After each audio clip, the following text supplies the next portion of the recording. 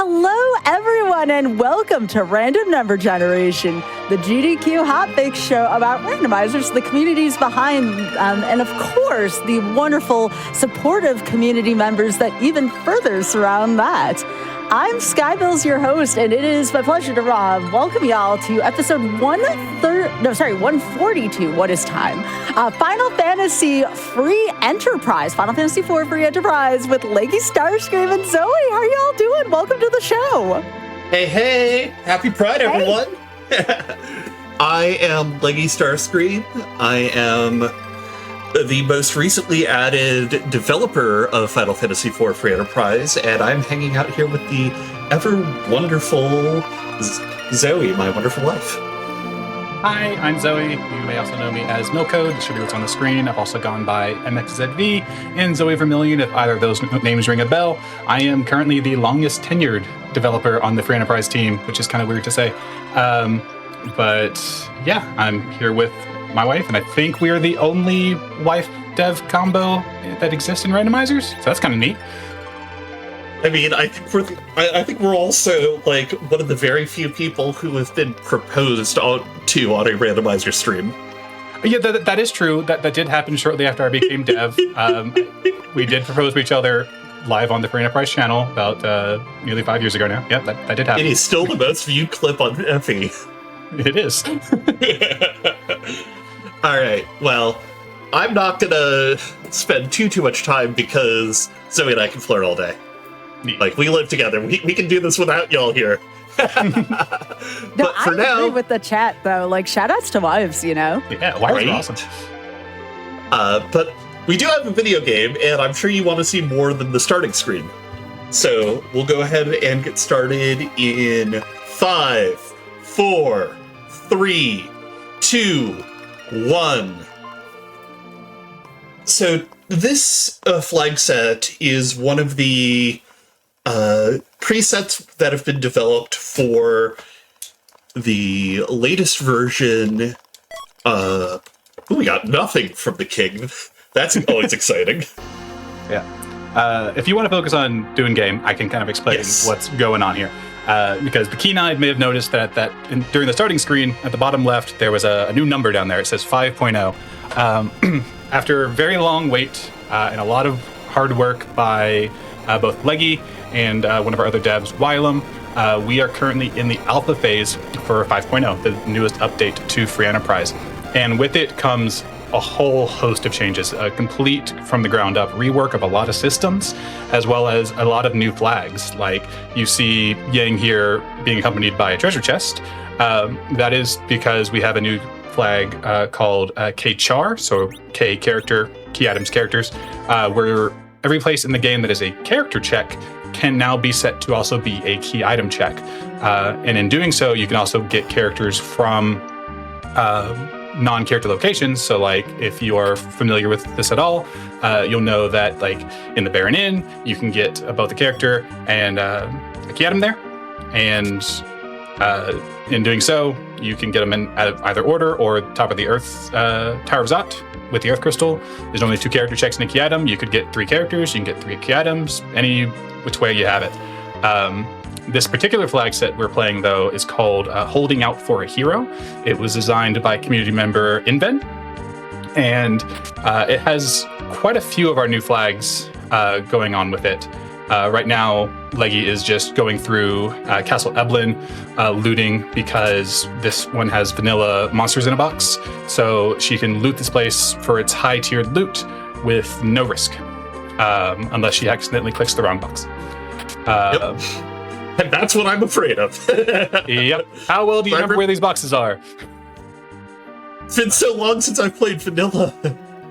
Yeah. Hey, this is a judgment-free zone, okay? I mean, I will judge her, but that is my job. Okay, all right. You know, fair enough. Wife privilege. Exactly. So many grimoires. Yeah. Yeah, you can be able to summon as many things as you want, apparently. But one of the big overhauls outside of some of the like K-Char and a flag that you'll likely get a chance to see once we start fighting some bosses is previously kind of the biggest update to Free Enterprise was the addition of objectives. And we have taken that system and completely overhauled it and expanded it and made it so much more granular and modular. This particular flag set has what we call 3 objective groups. And in these groups, one of them is to collect 8 key items. That is now a valid objective. One of them is to collect 9 key items, and one of them is to collect 10 key items. So the gimmick for this flag set is we have a flag called See Wishes enabled, which means that in the Tower of Wishes in City Mist, in Mysidia, you will be able to go and find where your characters are normally put when you dismiss them from your party. All the characters available in the seed are just there from the get-go. In doing so, your key item checks that would normally reward characters are going to reward nothing, which is why we got nothing from the king at the beginning. And we also have permajoin on and a party limit of 4. With that in mind, 2 of the most powerful characters in the seed are not going to be available in the Tower of Wishes. One of them is Fusoya, who we typically do not play with in Free Enterprise. We've done many different things to try and make him more balanced. Hey, you hit a chest, I'm going to judge you. Yeah, I've hit 2 now. Yeah. Oh god, sorry, there are 2 down here. Yes, don't think.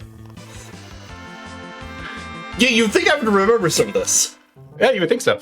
I haven't played with Vanilla on in so long. Yeah, no, it's Vanilla Myabs. Hilariously, is also one of my weaknesses because I never remember where they are because I play without them so very often. Right. But Fusoya is missing. So is Cecil. Over the course of Free Enterprise's lifespan. Oh my god! I hit that one before. Yes, why am I so bad at this? It's fine. You're just buying me time for the explanation. Yeah, fair. The meta in Free Enterprise over time has really kind of evolved and coalesced, and we've realized how kind of incredibly powerful Cecil with a crystal sword can be. And so a lot of times you will also restrict him, either make him not appear or make him appear less often. In this seed, he and Fusoya are not going to appear in the Tower of Wishes. However, if Leggy collects 8 key items, she will be rewarded with a Cecil. That is an objective reward. But if she already has a full party of 4, she will not be able to take that Cecil because she has permajoin on. When she gets to 9 key items, she will get a crystal sword for said Cecil, so the most powerful weapon in the game on the most powerful character in the game. But again, if she already has a full party, she cannot do that. And then when she gets 10 key items, she will be rewarded with a crystal, which will enable her to go and fight the final boss, Zeromus. It'll make him vulnerable to attacks, and that's how you finish out the seed. So regardless, she's going to have to get to 10 key items, but she gets to pick, does she want to go grab a full party, or does she want to save one of her 4 party slots in case she thinks she can get to 8 or 9 key items easily enough that she could fit a Cecil and make her fight that much easier? That's kind of the tension of this flag set. There are a number of other things going on here to kind of influence that. We have vanilla agility on, which means that if a Cecil is in the party, he is treated as what we call the agility anchor, as opposed to the way Free Enterprise handles it, because I hate to say the classic phrase of agility in FF4 is black magic, but it kind of is. It's not super complicated, but it's not something you can just easily digest without studying it. And vanilla agility complicates that quite a bit. Especially because you do want Cecil to be a fast character in order to swing his sword a bunch, but with vanilla agility, typically the main strategy you want to do with agility is to have your person setting the agility be super slow so that everyone can outpace. Exactly. Yeah. The gist of agility in Final Fantasy IV is the faster we call them the anchor. The faster your anchor is, can kind of be bad because your opponents can also get to go rather quickly depending on the relative agility of your other characters. So you typically want a slow anchor so that while your opponent is going very fast, your other 3 or 4 characters can also go equally as fast. But that just doesn't work super well with vanilla agility with a Cecil. I'm looking here at the characters that you had selections because I'm a little bit behind because I'm just watching on the stream. I saw an Edge and I saw Rosa. Those are great options. Yep. We also, let's see what else is going on in this flag set.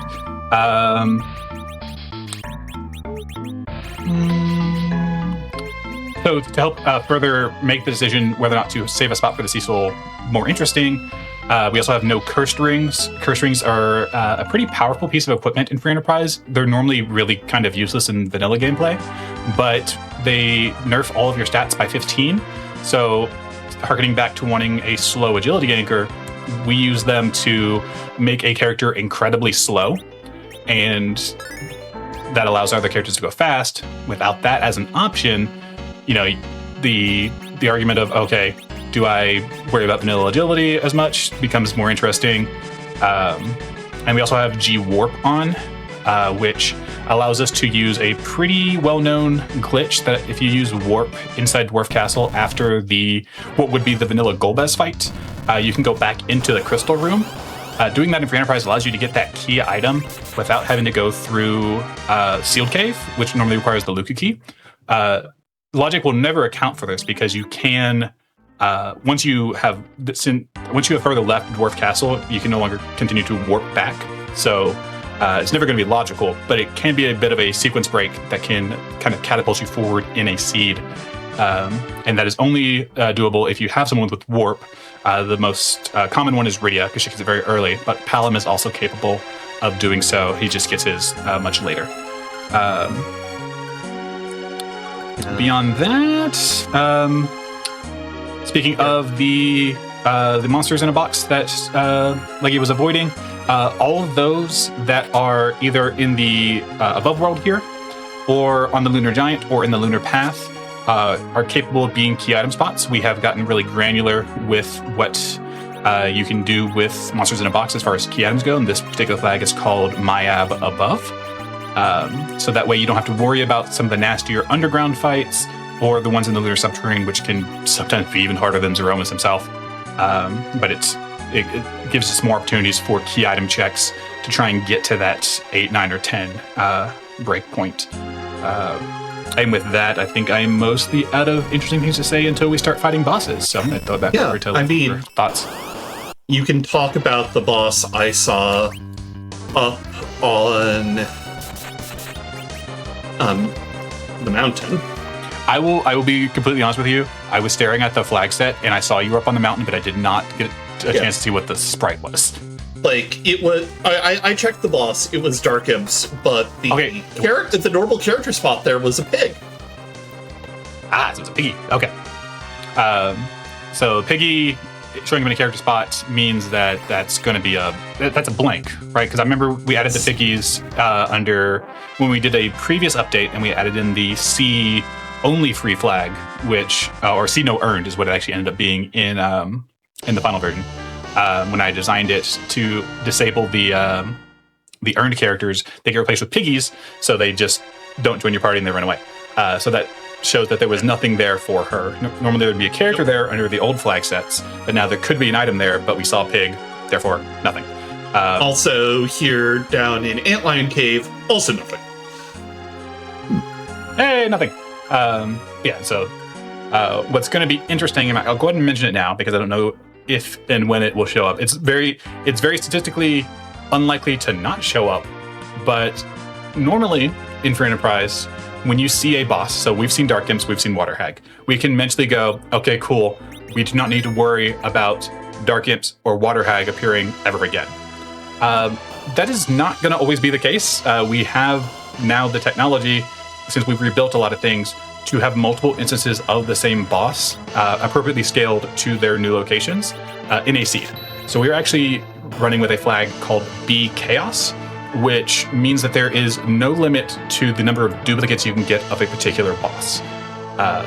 Each boss spot is just rolled independently with no regard for what other bosses have already been placed in the seed. So we could see more D-Imps, we could see more Water Hags, we could see 23 Wyverns. We really don't know. And that kind of shakes up the meta in an interesting way, because normally you could rely on that old knowledge of, okay, I've already seen that boss. It has a particular strategy that I need. What is with you and seeing... Okay. Sorry, I got distracted here. You can normally rely on the fact that, oh, we've seen all of the lightning weak bosses. We don't need to worry about having any sort of bolt. Speaking of a lightning weak boss. But now that you're just not going to be able to rely on that knowledge in this type of seed. So we have a question from the chat. Did you mention what the key items were? Know something that happens at 10, but what are they? Yes, so I'm not going to be able to list them all off the top of my head. But key items in Free Enterprise are the items that you would get in a vanilla run that typically provide story progression. So I'll list as many as I can off the top of my head. You have the Magma Key, which allows you to go underground through the well in Agert. You have the Hook, which gives you access to moving the hovercraft to be able to go through the Eblin route into the underground. You have the Baron Key, you have the Earth Crystal, you have the Luca Key, you have the Sand Ruby. So, fun fact, Free Enterprise also has this convenient screen that will show you the status of what key items you have. Oh, fine. That's also true, but I was trying to test my memory. No, that's great, though. I mean, that's really good for accessibility. And speaking of accessibility, how much experience would you recommend? And this is for both y'all to answer. How much experience should somebody have before attempting a Free Enterprise seed? Neither of us have played any FF4 before we started playing Free Enterprise. That's not entirely true. I had done a vanilla playthrough probably 10 to 15 years prior. But when I sat down to play Free Enterprise for the first time, I booted up a very simple preset starter seed, grabbed a tracker that would show me where everything is. Rivers McCown, one of the original design lead, whose role I now inhabit on the dev team, had written up a very extensive and useful beginner's guide, which is still pretty applicable. I don't think there's been enough change to make it not applicable. And I just had that open on one screen, had tracker on the other, and was playing through. And I 100%ed it in a few hours, and then just repetition, like anything else, you get better, you get faster. So you were talking about you've been developing for this specifically for Zoe earlier. How long has that been now that you've been working on Free Enterprise? So I've been in the developer role for nearly 5 years now. Not all of that has been active time developing. A lot of my actual dev work was done very early. I developed a few of the flags for the most recent version before 5.0. And I've more fallen back onto kind of an advisory and design lead role where I am less involved in the day-to-day, coding itself and more of the philosophy of the game and game balance. That is more of what I do nowadays. Sure. But yeah, it's been nearly 5 years, yeah. Wow. Would you say that being a dev of a randomizer kind of gives you like a different perspective on things versus just playing them? I've always been interested to ask that. For me, absolutely. One of the funny things is I took a rather unconventional path to becoming a Free Enterprise dev, because when I started playing, we had one dev, which was Boardface. He's the original dev of Free Enterprise, and then Rivers McCown was the design lead. So those two were kind of the people running the project. I joined just as a player, eventually became part of the Restream team and was volunteering in that capacity. Eventually was elevated to what we call a Restream lead. So I was in the leadership of the Restream team. And then from there, I became what we call a workshop helper, which is kind of the community admins. And in that capacity, I also, technically before that capacity, I helped develop a few of our Discord bots for tournaments and for our mystery seeds.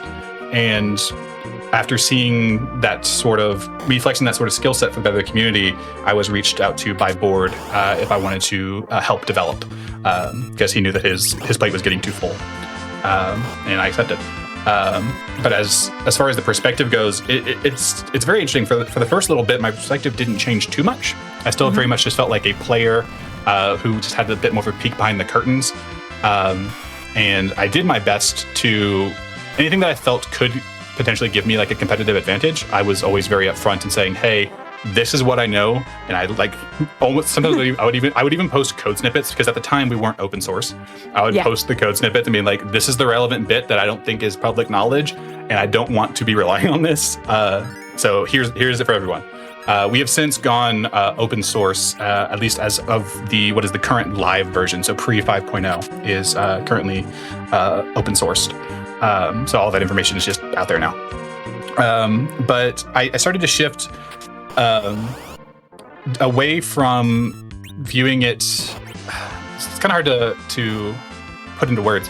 I started looking at things very much through a lens of a designer. So things that I would call out as being either a bad experience that I would maybe brush off before, or things that felt like slightly imbalanced before, I now took very special note of and thought, okay, is there a way I can smooth this out? And if I smooth this out, what other bumps is it going to make? Like, what can I do to minimize the impact, but also do interesting things? I think one of my favorite things that I get a chance to do is, because of the way that the meta will shift and kind of coalesce around a single strategy, is item pricing is a surprisingly like strong lever I can pull. So like your consumables and your equipment, how much they sell for, how much you can buy them for. Just playing with the player economy is such a powerful lever. Like I recently spearheaded a change that increased the price of life potions because they're an incredibly valuable tool, but they were incredibly cheap. So you could just, at the very beginning of the game, go into a shop, buy 25 to 30 of them, and be set for the rest of the seed. And I thought that was not interesting. And so I tried to raise the price considerably, and there was a little bit of backlash, and it was understandable. It was a bit of a drastic change, too much. And so I found a happy medium, and as far as I can tell, that is worked out pretty well, and it can introduce some interesting decision points. I'm glad that you did something like that because, again, if you don't mark up the prices of that a little bit, I feel like healing would kind of be obsolete because of it, right? I mean, as we're seeing Leggy here use healing spells, as I'm saying, and Leggy, you are doing a wonderful job so far. I can't believe these kind of numbers are being output this early on in the free enterprise. I expect to see numbers in the thousands dealt to characters, mid to the late game. So it's kind of wild seeing this. It helps that Edge has a Mute Knife equipped, which is effective on that particular enemy. Yeah, Mad Ogres so that's are doing a 4x. Enemies. Yeah, so she's hitting a weakness with that knife. But what she also did on this fight was using the life potion as the enemy died. That revives it. But the way that life potions work in Free Enterprise is it revives you based off your vitality stat and gives you hit points. Enemies don't have a vitality stat. And so they revive and die again instantly, so she gets double the experience off of that at no cost other than using a life potion. And that's one of those uses for them that is incredibly powerful and why I wanted to raise the price. I never knew that. That's really cool. I mean, obviously, you don't want the seeds to get too broken. So, yeah, that's totally understandable that the price had to be raised there. Otherwise, I feel like these would be very short seeds, right? Like I see an hour for this for an estimate. And it's like, wow, that seems really short, especially for a Final Fantasy. But now, given all of this perspective and how one could level pretty quickly, it kind of makes sense, right? So what's the difference between this seed and the next one that you're going to do? Because from what I can understand, the next one's going to be 2 hours, correct? Hopefully.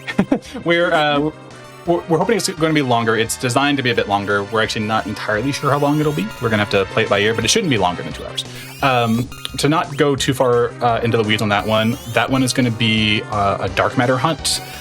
So you can think of that kind of in the scope of like a Triforce hunt from a Zelda randomizer. We had the mode is currently in what we call the live FE, the non-alpha FE. It is there, and you can just find dark matter throughout the world. And you find them in chests, and you just got to find enough. It's like finding Triforce pieces. Yay, you win.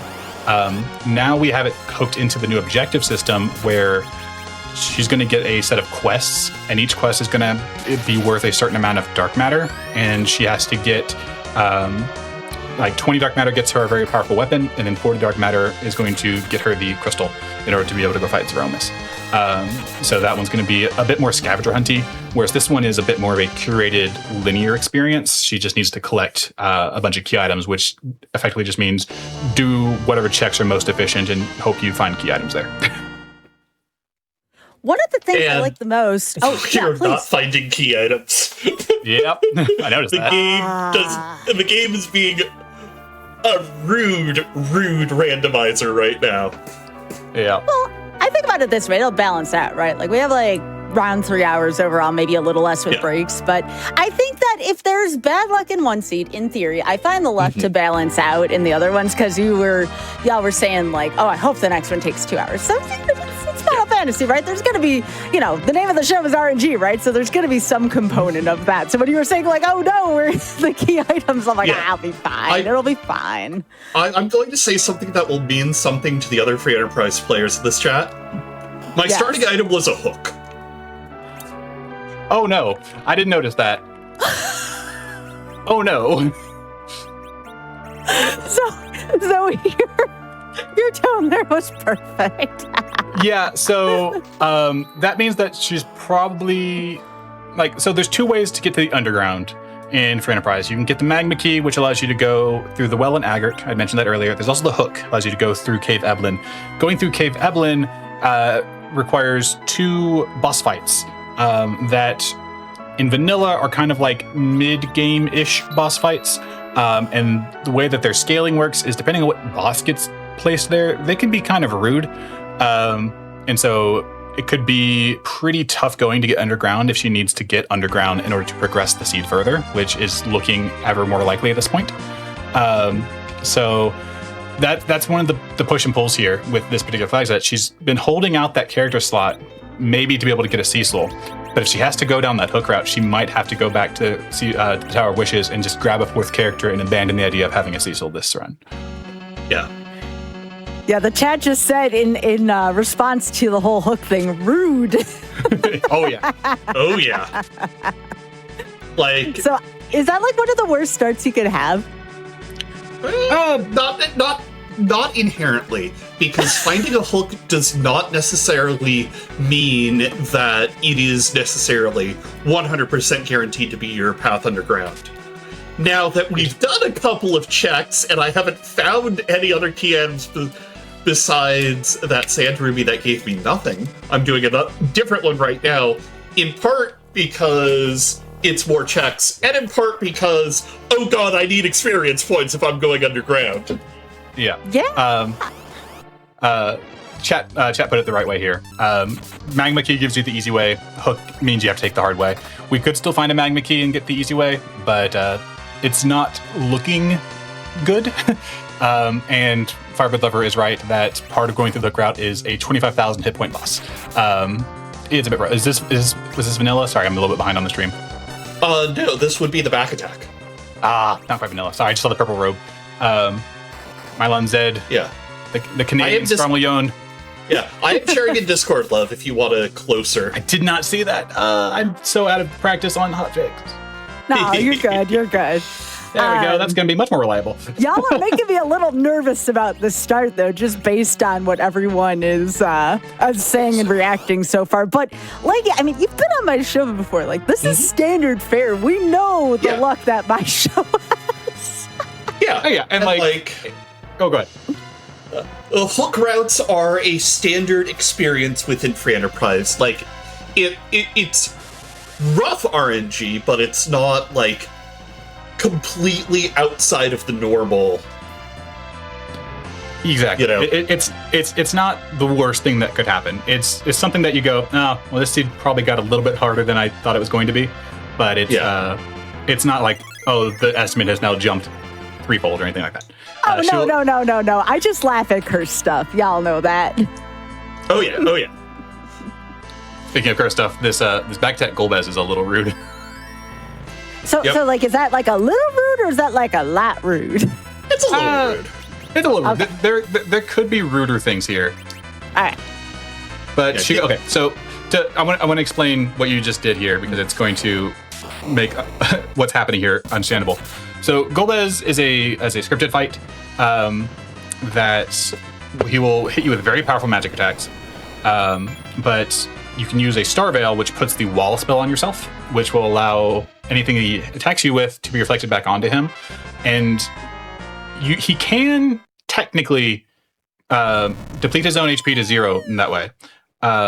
It takes a very long time, as far as I'm aware. I don't think I've ever seen it done. And someone in chat can correct me on this. I'm a dev, I should know it, but because what really happens is he has a threshold that once he's past that hit points, the next time you deal damage to him, it will trigger that scripted end of the fight, and the fight will end. So that's why she was able to do it there. And back attack Golbez can be a bit rude because sometimes he can get enough casts off before you get a chance to put up a Star Veil. But luckily she had a quick character and edge in order to do that. Yeah, I'm getting some good reactions from chat too. Because again, I'm still learning like what makes for a good beginning of seed, mid seed, etc. So, I mean, like you seem to overall be doing okay considering the context of the beginning of the seed. Oh yeah, like this seed has been fairly straightforward. We're still kind of doing our Sphere Zero checks. Sphere Zero, for those unfamiliar with the term, means they are checks that are open to you at the very beginning of the game. Yeah, like no matter what you have in your inventory, for the most part, they're going to be just checks that are usually available early in most circumstances. Right. Can I point out that fighting karate here was perfectly thematic? Yeah. So, for those that have played vanilla Final Fantasy IV, this is the Cave of Ordeals. This is where you go as Dark Knight Cecil and fight against your reflection, effectively. And the gimmick is you have to just defend and let him attack 3 times, and then he'll go away and he'll say his justice is not the only right in the world. One day you'll see spiel, and you get to become a paladin. So it's just very funny because our Yang here is we have C Hero on, so he's our hero character. Running into karate there is incredibly funny. All right. It's kind of what you would expect. Cat claws. I made those cheaper. But yeah, I'm trying to remember like what I know, what I know about Final Fantasy IV. I've only played it once. I should play it again. It's a great game. But I remember really struggling with like this puppet boss. I remember. Oh, Calbrina. Yeah. Calbrina. Yeah. So Calbrina. I'm thinking about that in a randomizer. Like how bad can that boss get? So you go. Okay, so the way that the bosses will work in Free Enterprise is if a boss gets randomized into a location that is not its vanilla location, it's basically we move its script to the new location, but it inherits the stats of the boss that's normally there. So there are a few locations where you have a boss who in vanilla only uses like magic attacks. So for whatever reason, the developers gave them a weirdly high physical attack stat that never gets utilized. But if you randomize a physical boss there, all of a sudden they're punching you very, very hard, and it can be kind of rude. Calbrina itself is not too rude in most locations, as long as you handle the dolls correctly. It's really not too bad. Its vanilla location, however, can be very rude with particular bosses. So like getting a wyvern there or anything that uses magic, because it has a rather large magic stat, can be very, very rough. But Calbrina itself is one of those bosses where you're like, oh, as long as I have some AoE, this isn't too bad.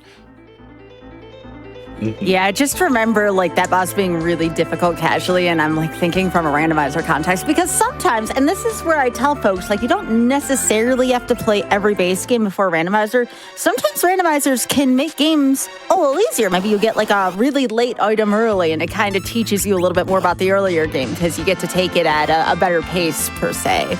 Oh, yeah. And then but on the flip side of that, sometimes you get some really wild and ridiculous stuff early on, and it's much tougher than it needs to be. So, especially with RPG randomizers, right? I'm thinking about like Super Mario RPG Randomizer, which would be the one I probably know the most about from an RPG randomizer standpoint. Yeah, absolutely. I was going to say something. One thing that, especially with like playing Free Enterprise, and I'm going to keep talking until the thought comes back to me. Oh, please do. Oh gosh, I'll come back to it in a moment. Okay. I'm going to be a good commentary partner and wife, and ask my wife. Have you checked the Flame Dog chest before you go down this hook route? I have not, but I did want to check out the shop that's down here, and also the monster box here. Okay. Before I go all the way in. Yeah, I just want to make sure. It's a good call out though. Yeah, so because that's one that's easily forgotten, and a Flame Dog chest having the magma keys can sometimes just be the most like, I could have done this the entire time, sort of thing. Yeah. Oh gosh, what was I going to say? It was something related to you mentioning, like the early game and stuff like that. It'll come back to me. Oh, I was talking about like sometimes you'll find, especially in an RPG randomizer, like a broken item early game.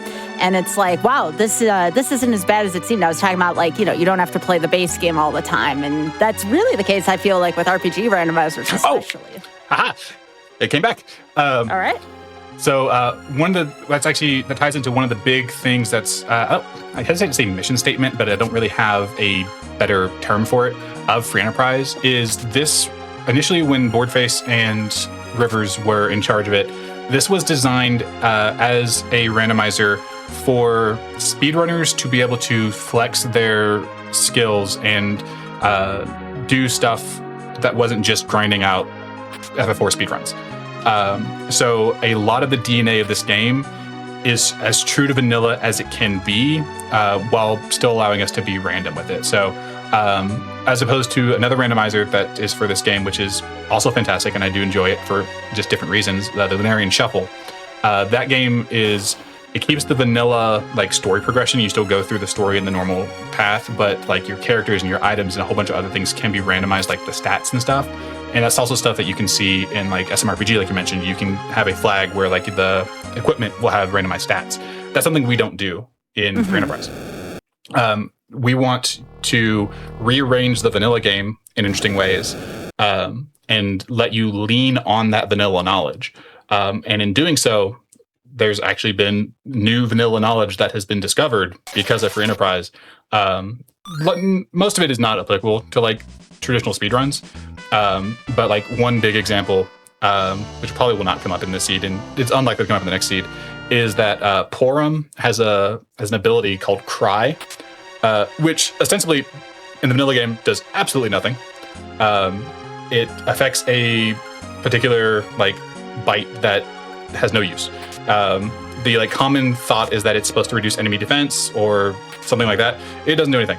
What it actually does is it raises the chance for Edge to be able to steal things from the enemy. That's what that bite actually does. But at no point in the vanilla game do you ever have Porum and Edge in your party at the same time. Oh, we do have a couple questions from the chat here. The first one is this party standard or is it based on early finds at all?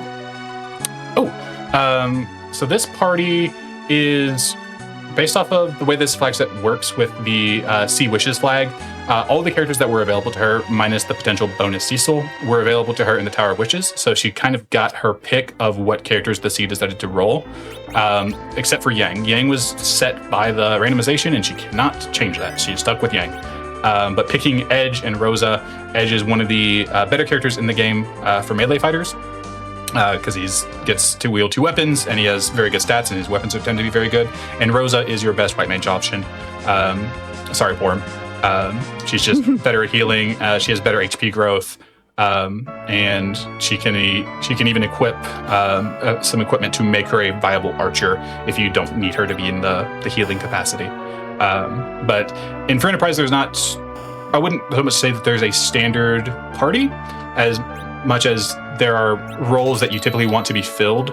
Sometimes you want to be a very mage-heavy party because there's a particular strategy for Zeromus that involves reflecting spells onto him, and you want to be very mage-heavy for that. But when you're like in the early game, especially in Permajoin, you just kind of pick what you think is going to carry you the best through the game. And if we find a Cecil, then this is a very good melee party. You have two very strong melee fighters with Cecil and Edge.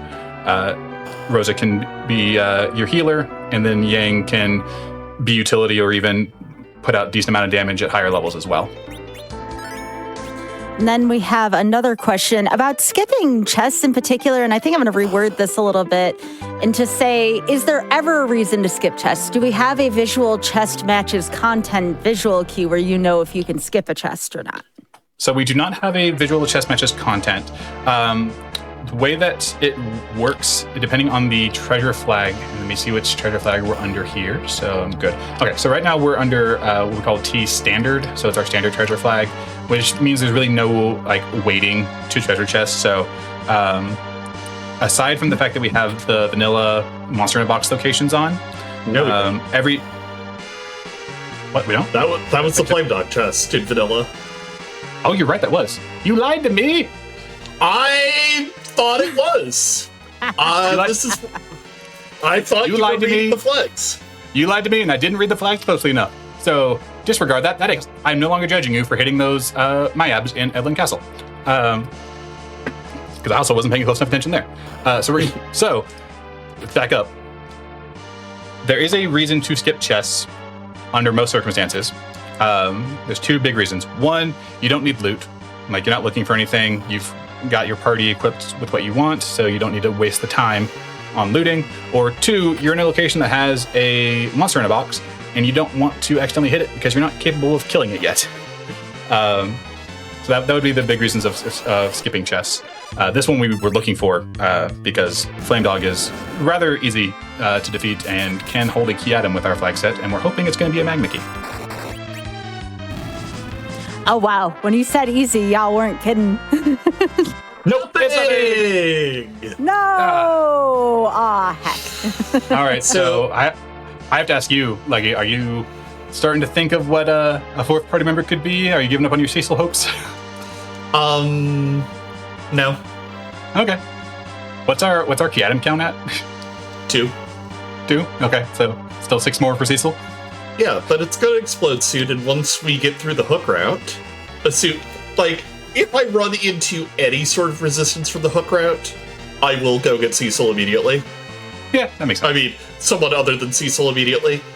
But, Wait. There are still plenty of bosses that could be on the hook route that won't... They'll be tough, but they won't be unstoppable for this party. Yeah. I also want to just echo, Firebird Lover is an amazing member of our community, points out that another reason to skip chess is because the worst boss in the game is the inventory boss, and that is true. You have a limited inventory size, and if you are just willy-nilly collecting things, you can fill it up very quickly. You do have the option of pressing the R button while the item name is like on the screen telling you what you got from that chest to discard it, so it never hits your inventory.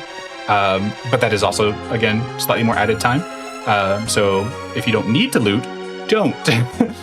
Because you don't want to have to fill up your inventory, because then if you get a mandatory key item, those take up inventory space. And if your inventory's full, then you have to figure out what you're throwing away, and it's just a whole bunch of added time for no benefit. Yeah. That said, if you're new and you want to wander around and find key items and fill up your inventory and stuff, honestly, I highly recommend not worrying about that advice unless you're trying to stay under a timer. Yeah. Because, the best way to figure out how things work, what items you like, where, what things, what items do what for you, is just to pick them up and play around with them. Also, Leggy, do you happen to remember who was there and is going to be at Hook 2? I think it was Sparkle. Oh, that's not good. Could be Plague. Could be Plague. Hopefully it's Plague. So, Leggy, how long have you been... I know, you've been, you've had your times where you play Free Enterprise, then you take a break. So how long, on and off, have you been playing Free Enterprise? As long as Zoe has. Wow. In fact, one of the first things Zoe and I did together was watch a Free Enterprise tournament. Yeah. I'll tell this story because it's going to make you squee. Sky, you're going to be happy about it. All right.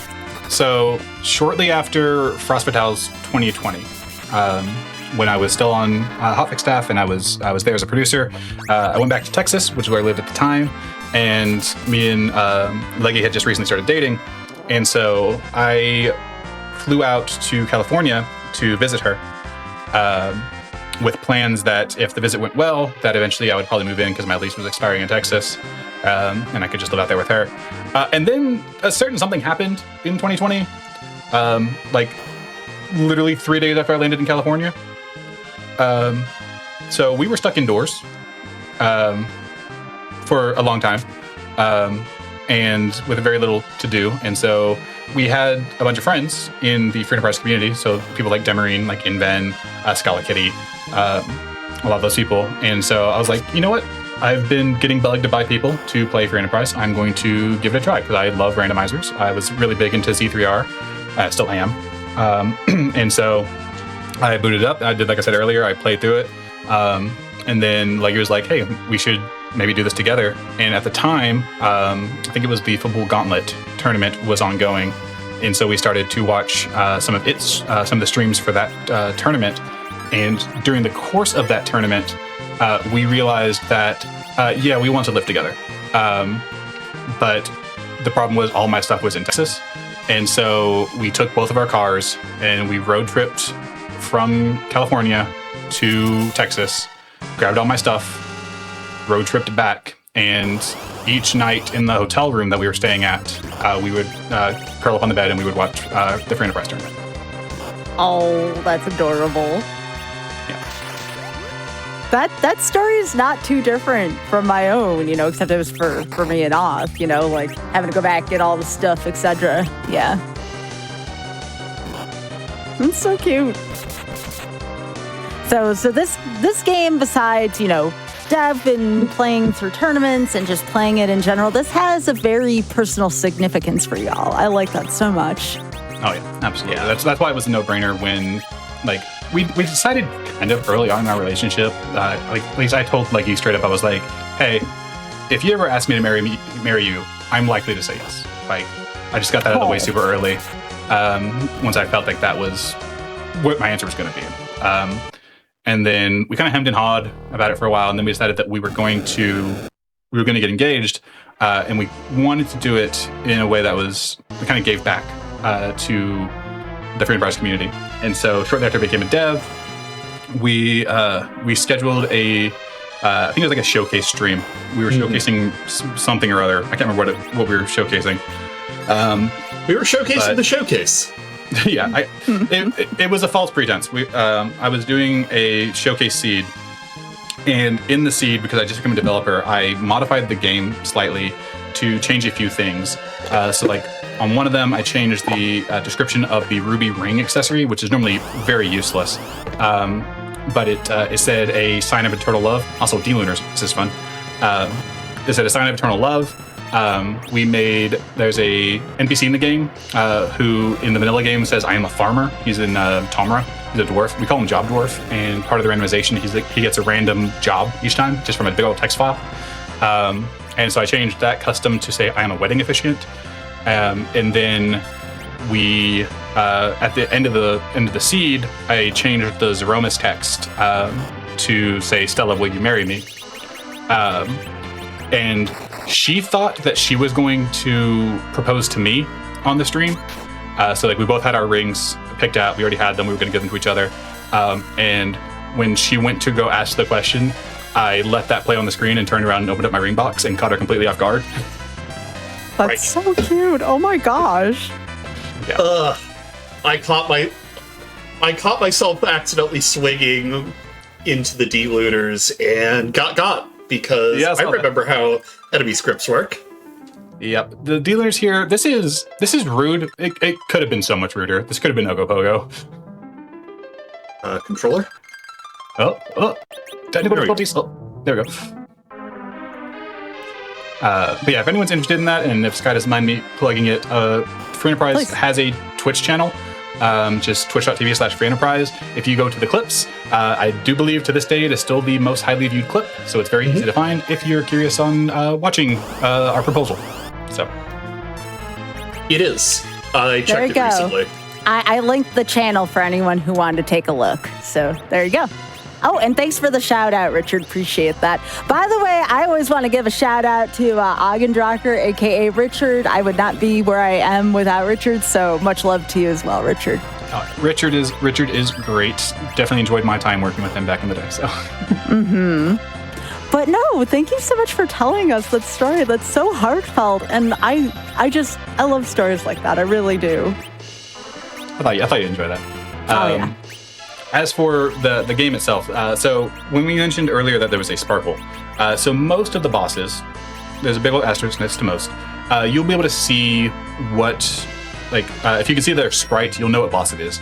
There's a few exceptions to this. There are two blue robes that can either be Water Hag or, what's it, Officer or Soldier? The other one?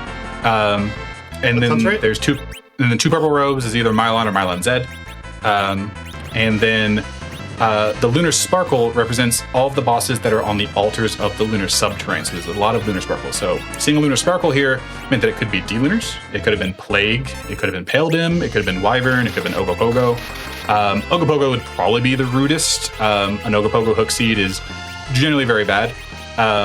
D-Lunars isn't too bad, especially with what Leggy just pulled off. They have a breath attack, which is kind of like if you were familiar with other Final Fantasies, the Marble Rose have a bad breath attack that just inflicts you with a bunch of statuses. That's what the D-Lunars do, but it's reflectable. So by putting up a wall similar to the Golbez fight, she was able to reflect that breath back on them and turn them into frogs. And now they're completely helpless and not going to hurt her at all. And she's just they have like 12,000 hit points apiece, so it's going to take a little bit, but she's basically free to finish this fight. Yeah, and like this outcome was one of the reasons I was not that worried about finding the fourth character, because like I know this boss well enough to know this strategy when I don't accidentally start swinging and they go into the repeated virus casts that you're seeing on screen. Yeah, they have a script that once you melee one of them, they try and put up a wall and bounce viruses off of each other, because while wall is great at reflecting magic, you can't infinitely bounce between walls. Once a spell has been reflected once, it will not reflect again. So if they reflect the virus off themselves, it's always going to hit you, even if you put up your own wall. So not hitting them is paramount to getting the froggy strategy to work. Can I just say the frog sprite is super cute? Oh, right? Shout out to the original devs. They're adorable. What a precious frog friend.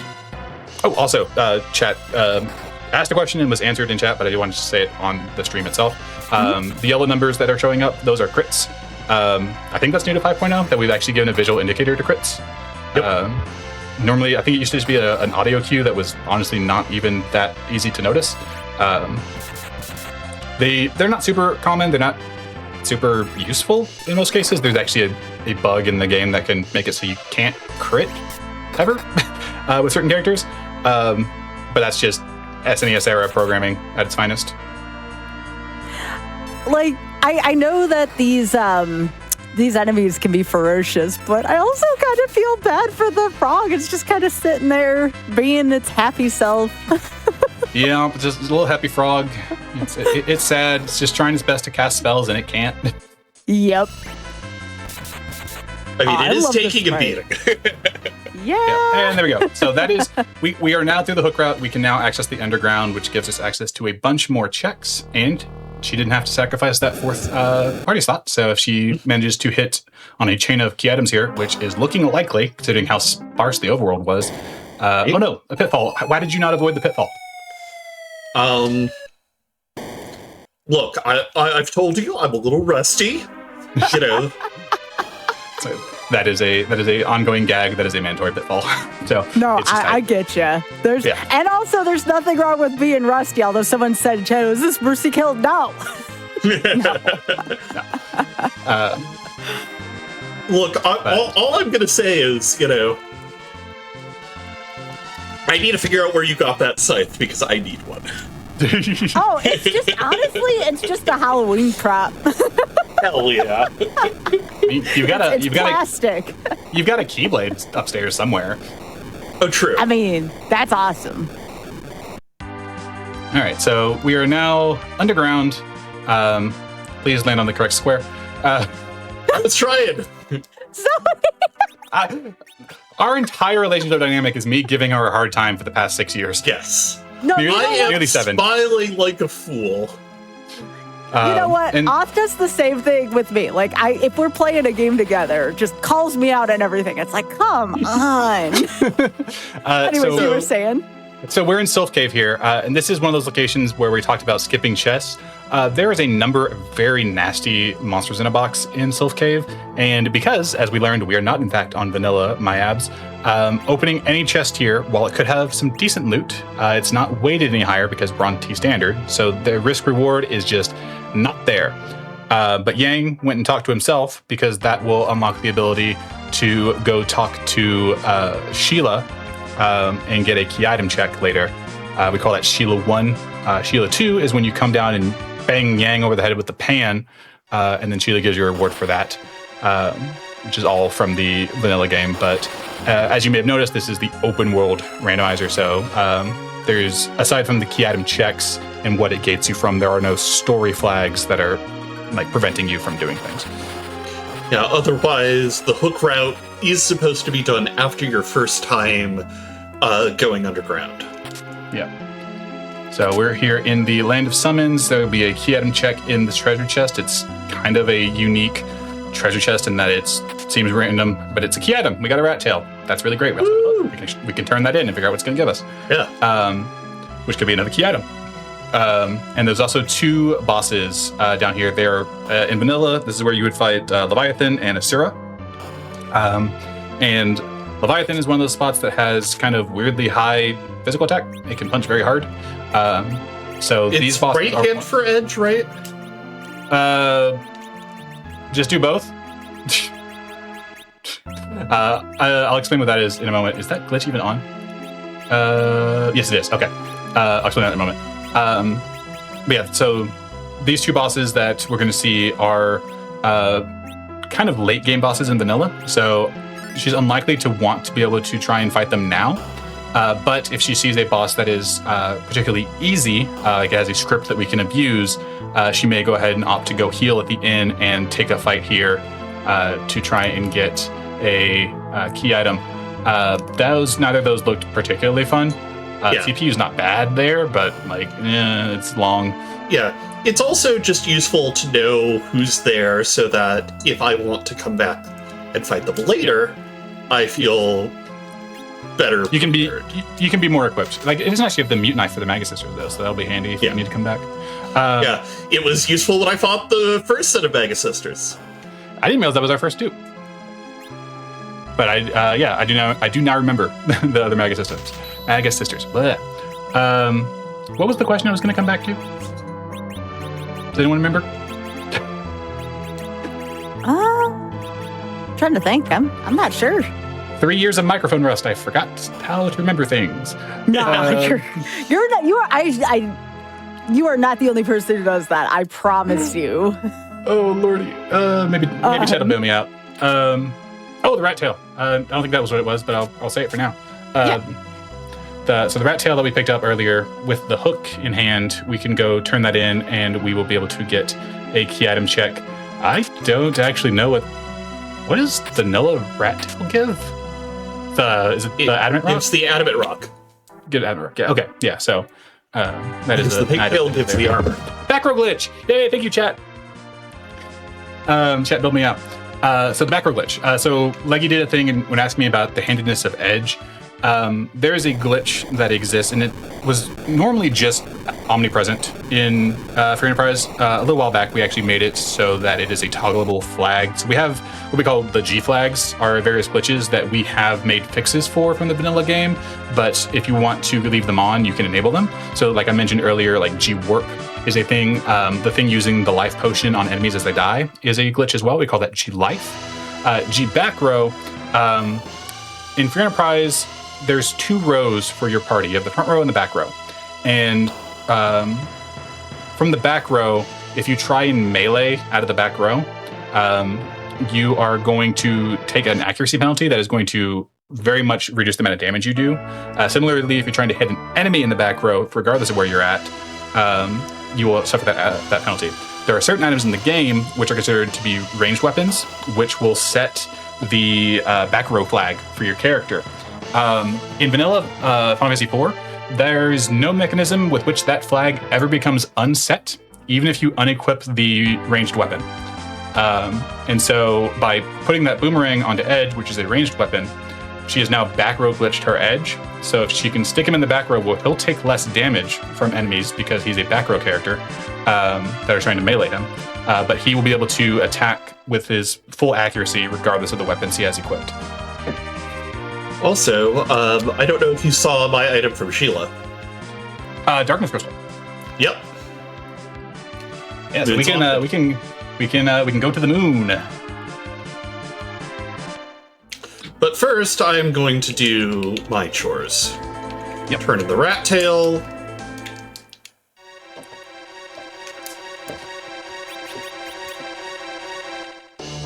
So do you prefer the shorter seats like this, or do you prefer the more complicated, like what we're going to be doing after we are done with this particular one after our break? Ooh, that's a good question. Mm-hmm. So, for my answer, I don't think I have a strong preference, but, I'm occasionally in the mood for a shorter versus a longer. makes sense. For me, it's almost like I'm playing a completely different game, depending on the flag set. There is a lot you can do in Free Enterprise, even in its current like live state. Again, this is the 5.0 alpha. In its live state, there's still a lot you can do to really tune what you want the seed to play like. And some of those can feel very vastly different. One kind of extreme example is I'd mentioned earlier that I designed the Discord bot that handles the mystery seed generation for Free Enterprise. And kind of as a joke, if anyone's familiar at all with mystery seeds, we use what's called a YAML. It has weights for various flags, and you feed that into the bot, and it will randomly pick your flags from you based off of your weights and give you a seed that you don't know what the flags are. You figure it out as you play. Kind of as a joke, I made a YAML that was incredibly rude with all of the most difficult options, really highly weighted to be just incredibly punishing. And I did it as a joke, thinking no one would ever want to play it. And then a very small community inside the server decided they really liked that style of gameplay and started playing it, and I was caught off guard. Don't underestimate your players, people. Don't underestimate the sickos in your community. Sickos complimentary. Or underestimate yourself either, because there's so many times I go to pick up any randomizer and I'm like, I don't know if I can do this, and then half hour later I'm like, oh, guess I do remember how to do this, or I guess I did know how to do this. So I think there's some lessons to be learned there. Yeah, they if you go on to either the current site or the alpha site, have a bunch of presets which are meant to both be just playable out of the box. So if you don't want to have to think about what flags to pick, you can just pick a preset. They've been pretty carefully designed by either community members or community admins, and they're meant to give a particular experience. They're meant to be balanced in a particular way. Both the seeds we're playing tonight are just based off of presets straight off the alpha website. But you also are free to create your own flag set whole cloth. If there's a particular flag you like, enable it. If there's one you don't like, don't enable it. Similar to a lot of randos, but I think with RPG randos in particular, and I almost want to compare it to Z3 in a way, just because that is the other randomizer that I've played the most of, in that there's a lot of different ways of playing Z3R that can feel vastly different from one another, even though you're playing the same game. And I feel that that's the same thing with Free Enterprise. You can do seeds where you have just immense player power right off the gate, access to a lot of very powerful items, and just blitz through it very quickly. Or you can make those really, really grindy, punishing seeds, and it turns almost into a puzzle game at that point, because you have to figure out what can you do with these limited resources to beat this game way faster and in ways that the developers never intended. What's the hardest flag set that exists in the community? I am not. So I will say, despite still being design lead, I am not as super in touch with the racing scene in Free Enterprise anymore. I don't play as much as I used to, so I don't quite know what the hardest currently popular flag set that people have created is. But I would say generating a lit 3 seed, but 3 is that YAML was referring to, those hard weights for the mystery seed. That's some of the hardest stuff you can do in Free Enterprise.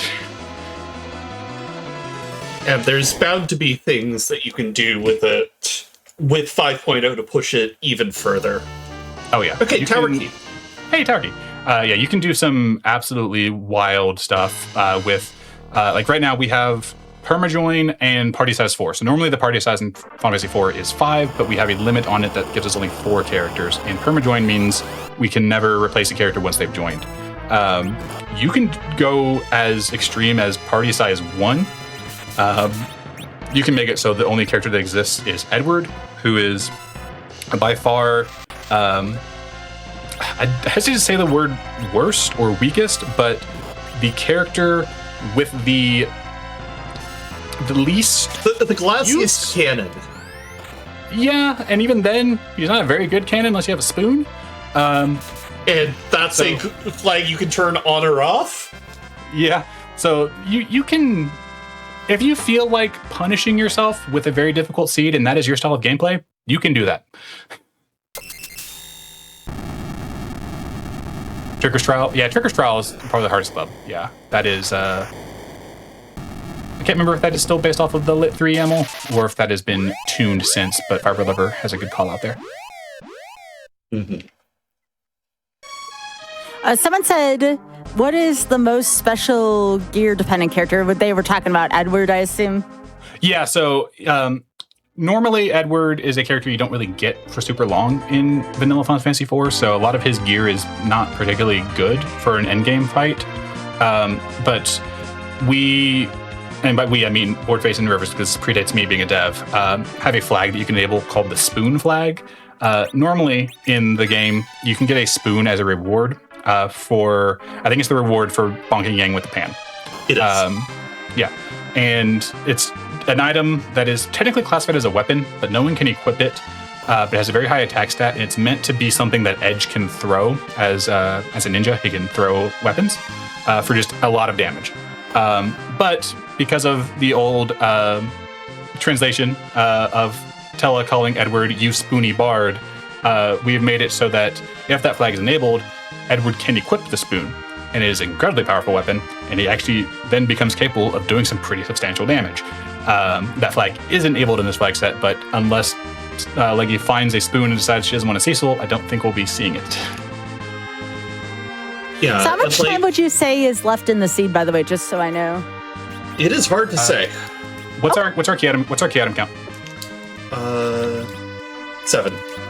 7. So we're 1 away from being able to get the Cecil. We're 3 away from being able to get the crystal. And then once we get the crystal, all that's left is the grind before Zeromus, which shouldn't be too long. But if we wanted to maybe take a break here soon, we might have a good chance after this boss fight. Yeah. I think after either that or once I get out of the tower. Let's get all the way out of the tower because I have the tower key. Oh, true. Yeah, okay. Yeah, there'll be a little cutscene in that place, and it'll be a beautiful time to take a break. Yeah, we've got 2 chances at key items here, so we could leave this tower with 9 key items, which would put us really close to being in go mode, which, if you're familiar with randomizers, and for those that aren't, we call it go mode, when you have everything you need in hand to go beat the seed.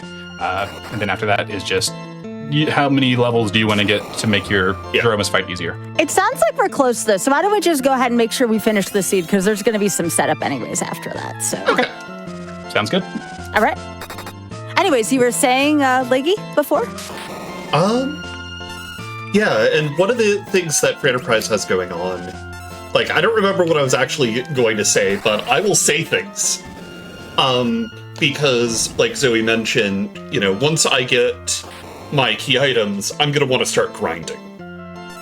Because it is a RPG after all, you need levels to beat the bosses. And there's honestly a lot of really interesting grinding options that the community has found depending on what toolkits you have. And right now, I've got 2 sirens. So if I manage to get my key items to get the Cecil, which is 1 away. I only need 1 more key item to get Cecil, I need another one to get his sword, and then I need 1 more beyond that to get the key item we need to beat Zeromus. So if I get the Cecil, there's a couple of places I can use those sirens, which summon a enemy in the rarest slot in the current encounter zone. And one of the great places to do that is right near this tower, actually. Yeah. And plus there's a few... Yeah, plus there's a few bosses I can do. There's the entire moon, which we haven't done, which is the end game area of Final Fantasy IV. Yeah. And then also something else in 5.0 that I didn't touch on before is normally in Free Enterprise, once you reach 10 key items, you start getting double experience. We also have added more levers that you can push and pull to give you different ways of scaling your experience. So if people have noticed at the end of each fight, there's been like a little multiplier at the top that says like what her current experience multiplier is. It's been stuck at 1 for the longest time because she hasn't hit 10 key items, but also each objective that she clears will give her a 10% bonus. So once she gets this next key item, she will get a 10% bonus on her experience. When she gets the 9th key item, she'll get another 10%. And then the 10th key item will give her another 10%. And then I believe, just based on if I'm reading these flags correctly, and I could be wrong, I think the double experience is still enabled. So I think you would still get the double on top of the extras from the objective. It's a bucket! Is it a bucket? A bucket? It's a glass bucket. It's a glass mask. So it's called the glass mask. It's a very high defensive piece of headgear, but it unfortunately is not a key item. But we have another shot at a key item in the middle here, which is where normally Yang gets blown up in the vanilla game, and that's why he's in the bed in the Sylph Cave. But he'll be fine. It won't happen here. Ooh, Sparkle. Ogopogo, did you heal? No, it's Blake. Yeah, but also, the Mylon at the top of the tower was another dude. I guess it was. We haven't seen any wyverns yet. I mean, and we might not. And chat is confirmed. The 10 key item bonus is on, and I appreciate y'all having my back. Wylam and Leggy are the ones that are more involved with the flag set or the flag design right now, like the actual, like how we named them. So reading flag sets with all the new 5.0 stuff is sometimes a little complicated for me. Yeah, and Wylam has been doing a great job of leading the development effort on 5.0. I specifically got called in due to some specialized knowledge I have to help with a problem where shuffling the characters in among the key items and, you know, having all these different bosses that can show up in different places was causing the randomizer basically to fall over because it was just trying to do too much. Yeah. And so I got pulled in specifically to help with that aspect, and it's almost like you're a doctor or something. Yes, I was literally using my work for my PhD thesis to help out with this randomizer. I'm going to glaze you a little bit. Are you still currently working on it, Leggy? The randomizer? Well, no, not the randomizer. You're talking about your PhD thesis. Oh, she's had a doctorate since... Yeah, I graduated... God, like... 7 years ago? Yeah, something like that. Oh, wow. Congrats. Yeah. Also, one big thing to point out there, that if someone is watching this and is familiar with Free Enterprise but is not familiar with 5.0, first of all, I'm impressed. Second of all, she's got the pass, and then you notice that it said 8 key items obtained. The pass traditionally has not been a key item. No, we finally changed that. The pass is now a key item. So now she has her 8 key items. So she got her Cecil, who's already a paladin because we've cleared Mount Ordeals. And that pass will mean that if she can get her 2 other key items and is comfortable with her levels, she doesn't have to go through the lunar subterranean to get to Zeromus. She can go through this little secret door in, is it Troya? City names are hard. And just zip right to the Zeromus fight without having to go through an entire dungeon.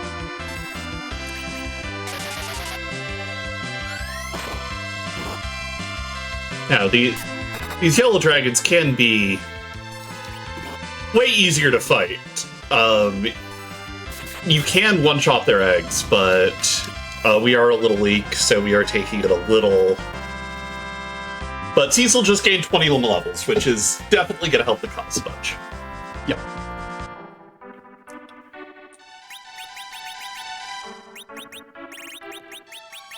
I'm just looking at the glass helm that y'all were talking about earlier, and chat was talking about it as well. It's kind of cool.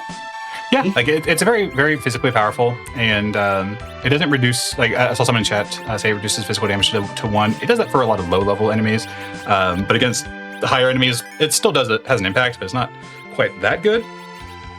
But it's still a very good piece of headgear to have equipped. Yeah, if all you're looking for is defense, which sometimes in Free Enterprise you want to prioritize equipment that gives you attack power, because kind of the best defense in Free Enterprise is a good offense. But in certain situations, having a high defense or a very defensive character can be a boon. Of course, someone's going to make some excellent puns in chat, you know? Oh, yes. These eggs are... Look, you can't grind an omelet without cracking a few eggs. Oh, yes. Yes, these eggs have historically been the source of quite a few puns. Mm-hmm. And quite a few experience points. Oh, yes. So I'm not sure which one's more. Is there a tournament going on soon if someone wanted to get involved watching in the chat? So actually, our most recent tournament just wrapped up like last month. Mm-hmm. But we do have what's called our club season, where we are still doing regular races. And honestly, now is a great time for someone who is new to the game to get involved, get your feet wet, and get the experience you need to, push yourself as hard as you'd want to be able to go in a tournament setting. And I do believe that rather recently we also, our community races have come back. So Friday nights we do community races, and those are a great way. The flag set tends to change. Again, I'm not as in tune with the racing scene as I once was. So someone like Firebird Lover could probably speak to that more directly in chat. But you can also check out the Discord, which is linked on our website if you're curious.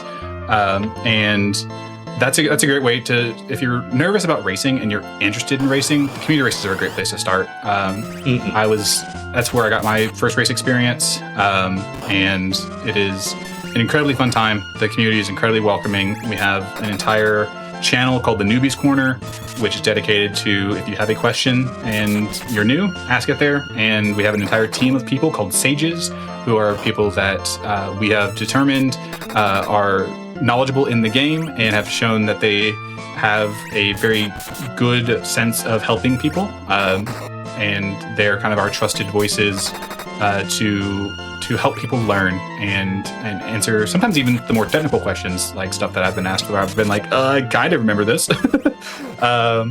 It's great. The community is fantastic, and then given what month it is, it's also an incredibly inclusive community. I historically didn't do communities. I just never really jived with like fandoms or game communities, and a lot of that was being a queer person, not feeling comfortable. But I've never once felt uncomfortable in the Free Enterprise server. So that's really good to know that they are inclusive too. That means so much to me. So I'm really glad that we talked about the community here. So someone in chat had also mentioned about a Paladin Cup going on, which is very interesting. That one, I don't know about. So I'm happy to pair it if FBL wants to give me any more information there. But I can't speak to that personally. Another one that looked cool is apparently there's a Seed of the Week going on too. I always like something like that, like a weekly. Yeah, so Seed of the Week is something that has been going on for as long as since before I started playing. And I'm trying to find it here. There it is, Seed of the Week. So this is something, I think it's still under Poidrak's domain. Poidrak is one of our admins. And he has been running this for, 7 years at this point. Yeah, I was going to say about that long. Yeah. 7, maybe even 8. I can't remember if he started it in 2018 or not. And it's a different seed each week. You compete in it asynchronously, so there's no need to show up. There's no need to stream it. You play through it. You submit your time. You get added to the leaderboard, and then you get the ability to discuss the seed afterwards. And it is another just great place if you want to try something new, have a little bit friendly competition. It's a lot of fun. For those keeping score at home, the answer was Dwarf Castle. Aha. And hey, look, it's the inventory boss, baby! There we go. Hey, let's go. So we are now in go mode, and also the Paladin Cup, which was mentioned, is something that we have that I didn't know about. This is really cool. Where you're paired with a mentor. You pair a mentor, and you compete as a new player. So it's kind of a very friendly way of approaching things to to start getting into free enterprise, especially if you want to be a bit more competitive with it. I really like that idea. That's a cool idea for a tournament. Yeah, it is apparently quite similar, and I did know about this one. It is similar to, if anyone's familiar with the Worlds Collide randomizer, they're kind of one of our sister communities. We work with them a lot, which is the Final Fantasy VI randomizer. They have a version of it called the Moogle Cup. So, Koopa Koopa. Koopa Koopa. But yeah, so Leggy at this point now has her 10 key items, so she has her crystal. And she is just doing a few more cursory checks here. She turned in the Legend Sword and the Adamant to do the forge, which unlocks this shop. We call it Kakol Shop, which will tend to have very good items in it. And now she's going to sell some stuff. She might want to buy a few things here, but aside from maybe needing to do a little bit more grinding, we are quickly approaching the end of the seed. We are in go mode now, so. Yeah, and for anyone who doesn't know what go mode is, that means you've fulfilled all your stuff and you are clear to finish the seed. But that doesn't mean you have to, unless you're like in a race and you really want to go fast, like you can still do all the prep you want to go to the final part of the game. Oh yeah, absolutely. Like harkening back to how I learned to play, those first few seeds that I did, I absolutely would just 100% the seed. I would open up every single treasure chest, even the ones that you don't ever open in a racing environment just because they take too much time to go get. I just wanted to learn where they were at. So just doing everything I could to increase my knowledge base. So I always encourage folks, especially in a non-race setting, like don't feel obliged like every single time you're in quote unquote go mode. Again, unless you're trying to race yourself on a timer or something like that. Like have fun with it. Or if you don't feel comfortable with something, like feel free to either grind or go shopping. Like there's a ton of ways to really improve the end game depending on your familiarity with the game and how comfortable you are. The way I like to put it, sometimes it's fun to just beat your head against the wall of a boss until it caves in and you learn how to pilot whatever tools you have. Yeah. Like the way I like to put it is unless you are making it unfun for someone else, there is no wrong way to play for Enterprise. Have fun however you want to have it. Just make sure you're not making it unfun for someone else. And that's incredibly hard to do if you're playing solo. Just obviously.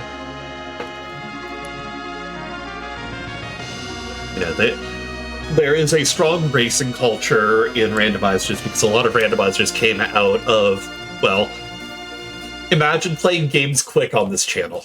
But that is not the only way to play randomizers or games in general.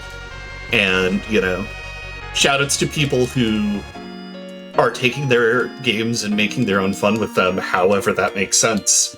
That includes people who turn on timers and go as fast as they can. Indeed. Yeah.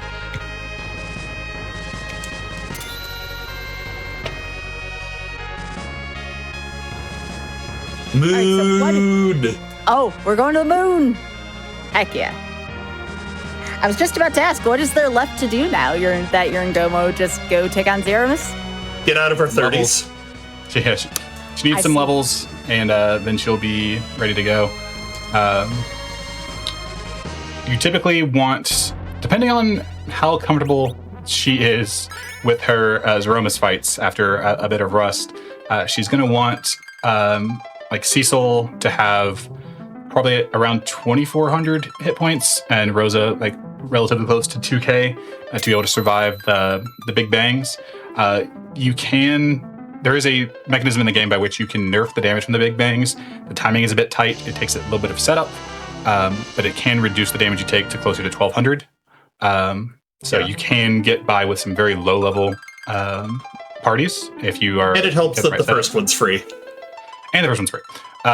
But getting somewhere into the mid-40s, potentially even low 50s, is kind of the sweet spot if you just want to have a very safe Zeromus fight. And now that we've gotten all of the key items we need, the experience gain is going to be quite good. So if she comes here and can find a few easy bosses in some of the moon spots, that's going to give her a large influx of experience very quickly and would set her up very nicely for the boss. Yeah, my plan is to head down to the save point, down towards the bottom of the moon, because that is a really good location to hit a number of boss spots quickly, as well as just set me up to be really close to Z when I'm ready to go. Yeah. So we probably won't make use of that pass we got earlier just because we'll already be up here, but yeah. She wouldn't have to make this track if she had a better way of getting levels right now. Yeah, like if I was in a better spot with my level grind, or I had already come through here to clean it up and get the 10 cannons that way, yeah, I could use the pass, but for the purpose of this seed, this just made the most sense to me. And chat calling out, thanks for making it so you can land on that kind of moon surface. Yeah, that's something that definitely predates me, but it's one of those things where normally to land on the moon, you can't land on certain types of surfaces. You have to go through the lunar path. It's a very long, windy dungeon. And we said, no, we're not going to make you do that. That's too much added time. We want you to be able to go fast, and that is not testing a skill. I was harkening back to the keeping things vanilla thing from the, hey, another karate. You could do the free thing here. Image. Yeah. But harkening back to the keeping things vanilla, a question I find myself asking a lot from the design lead standpoint is any given thing that the players are being asked to do in the game, does it take skill? And if the answer is yes, is that a skill that I actively want to be testing? And if the answer is no, then I should remove it in some way. Which, like, one thing that we recently did, I say recently, it was actually quite a few years ago at this point, was we do allow turbo in our races. And that came after a lot of discussion, especially considering how turbo can be very contentious in RPG speedrunning. But it came down to the amounts of places that you need to mash in free enterprise are very few and far between, and it was not a skill that I felt was worth testing, and I'd rather that accessibility be an option. Accessibility is a huge thing for me. So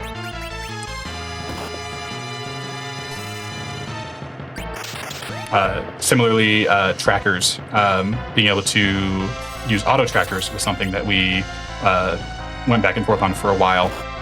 And being efficient and quickly being good at tracking is a skill, but it's not one that I feel we need to be testing, especially in like a racing environment. So being able to use an auto tracker was another thing that we enabled. That one gets a bit messier because accessing certain memory locations can spoil seeds. So we have a bunch of strict criteria for approved auto trackers, but that's really neither here nor there. Just know that auto tracking is a thing that you can do in free enterprise. You have a Bacchus wine in my inventory, but I'm saving that for Zeronis. That makes sense. Yeah. So I'm kind of taking this slow and steady, getting my blinks up to avoid the relatively heavy physical hits here with Rosa. Yeah, this would be the spot where it'd be really nice if we had some coffins, but oh well. Yeah. But I do want to mention, because I kind of touched on it, but didn't explain what I meant. On that that karate fight that we just did, I said you could do the fast thing here. So karate in vanilla is when Yang is like under mind control after you. Spoilers for Final Fantasy IV. You take a ship early in the game, and you get attacked by Leviathan, and you wash up on the shore. And eventually, you make your way back to Baron, and Yang, who disappeared during the shipwreck, is there in the Baron Inn, but he's your enemy. And so you fight against Cecil. And there's a script in the game that after karate, I think it makes his second kick, I think. If Cecil hits him with a melee attack, he'll go, ouch, and the fight will end because you've knocked him back to his senses. So that is still in play, even in places with high hit points. If you have a Cecil available and you hit him at the right time, then you'll just end the fight without having to chew through all of his hit points and deal with all the damage you can do. So that's one of those things where like rewarding vanilla knowledge comes into play. Hey, a spoon. You can throw that. Mm-hmm. Which is actually going to be really useful for the Z fight. It will be, yes. Yeah. And we're right about at that threshold that Zoe mentioned earlier for hit points for the party going into the Zeromus fight, so I am willing to take a stab at it. Yeah, I think if you dropped your battle speed a little bit, if you're a bit uncomfy with your skills, then BS3 is probably good. So just touch on battle speed there. Oh, go ahead. Especially because Fast ROM is on. Yeah, so I will not speak too much to Fast ROM because part of it still seems like magic to me, but I know that in 5.0 we have done some things which, as it makes it sound, can make the game run faster. And part of that is most pronounced in the Z fight. Yeah, the Z fight can have traditionally a bit of lag, and sometimes with certain strategies you rely on that lag in order to do it correctly. So without it there, it gets more difficult. But also lowering the battle speed. Your characters don't technically take their turns in any different order, but the rate at which turns come up is what changes. And so when you're on a battle speed 1, BS1, that is the fastest the game can go. And there are times where drawing a frame, even just drawing the frame of the menu, can eat up a window that would actually cause you to be able to miss like a nerf window. It's very, very difficult. I still play on BS1 like all the time, unless I'm playing on fast ROM. But lowering your battle speed here just gives her more leeway to take actions while at the cost of the real world time being longer. I have famously lost a tournament match because I was very uncertain about my Zeromus fight. I went all the way down to battle speed 6, and my opponent managed to enter the Zeromus fight considerably after me and finish it before me because he did not do that.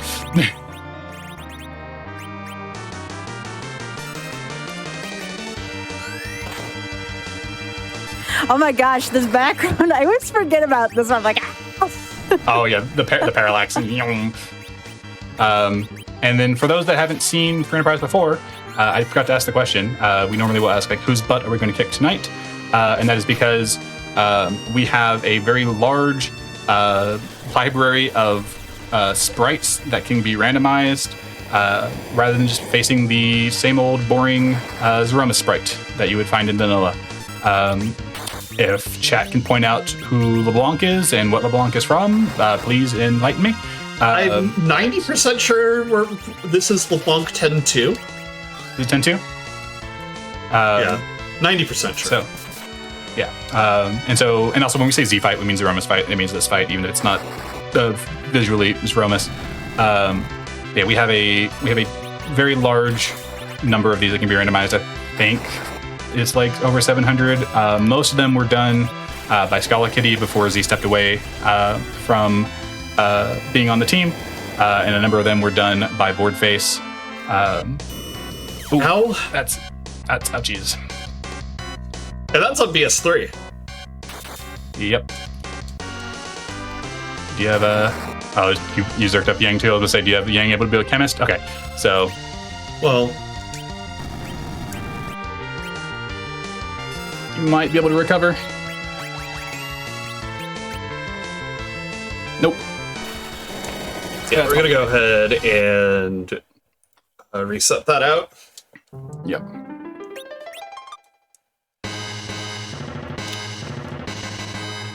Now, limit testing for the party. Sure, we'll say that. Yeah. I'm gonna see what's here on the boss altar before I go back all the way down. Yeah, because you could potentially find something that's relatively easy here and get a bit more experience, which will probably close that gap and make it not quite as tense. Yeah. This is actually isn't too bad. Mm-hmm. I always associated like Final Fantasy with like the bigger the sprite, the more trouble it is. I forget how pretty the sprite work is in this game. Right? Oh, it is absolutely gorgeous. I think the Zentetsuken's here hit a little hard, so I can't remember what the magic on the Ogopogo spot is off the top of my head. Ooh, nice crit.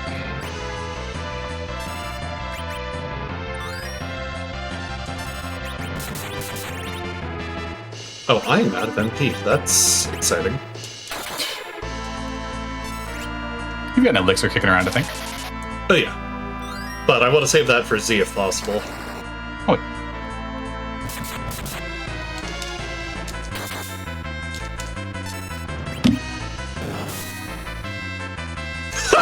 Okay. Yeah.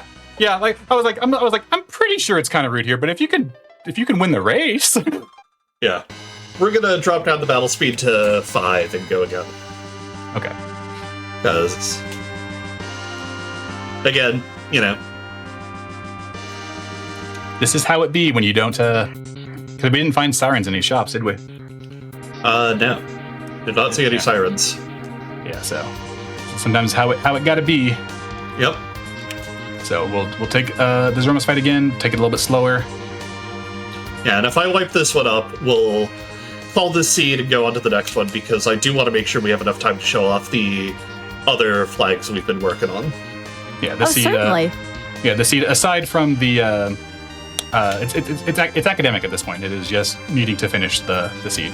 Yeah. Of course, yeah. And I mean, it's one of those things where, like, not every seed has to be finished here on RNG. Sometimes it's just showing off some features, or, you know, once you're in go mode, like you said, it's kind of a foregone conclusion at that point. And we want to show off more what y'all can display, especially if there's more stuff than what's in this seed. So, what is coming on up after the break? Why don't we give a little preview or teaser?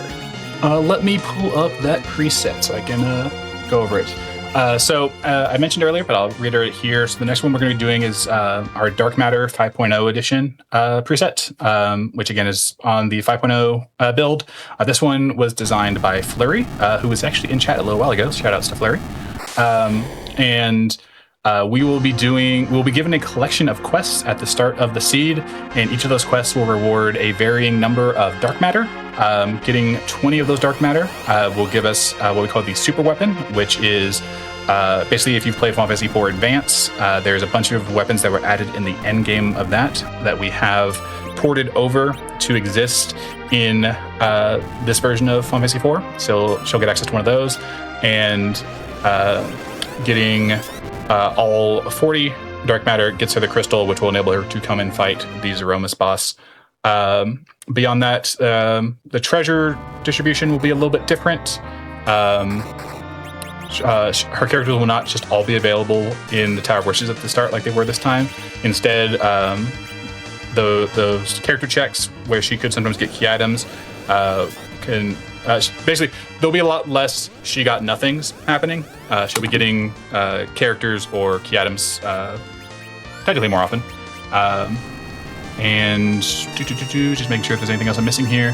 That's kind of the biggest change. Really wanted to show off the dark matter, and it's gonna be another seed that's got the chaos bosses on, so potential almost guaranteed duplicates of some bosses.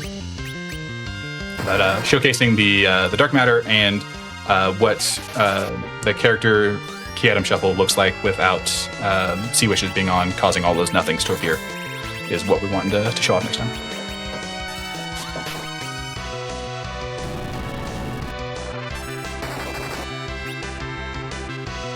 So, y'all mentioned this earlier, and I wanted to touch on this a little bit more, especially with quality of life impacts on this.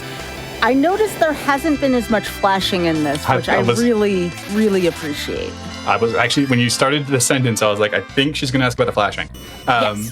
So we have a number of fixes in place that will reduce or disable flashing effects.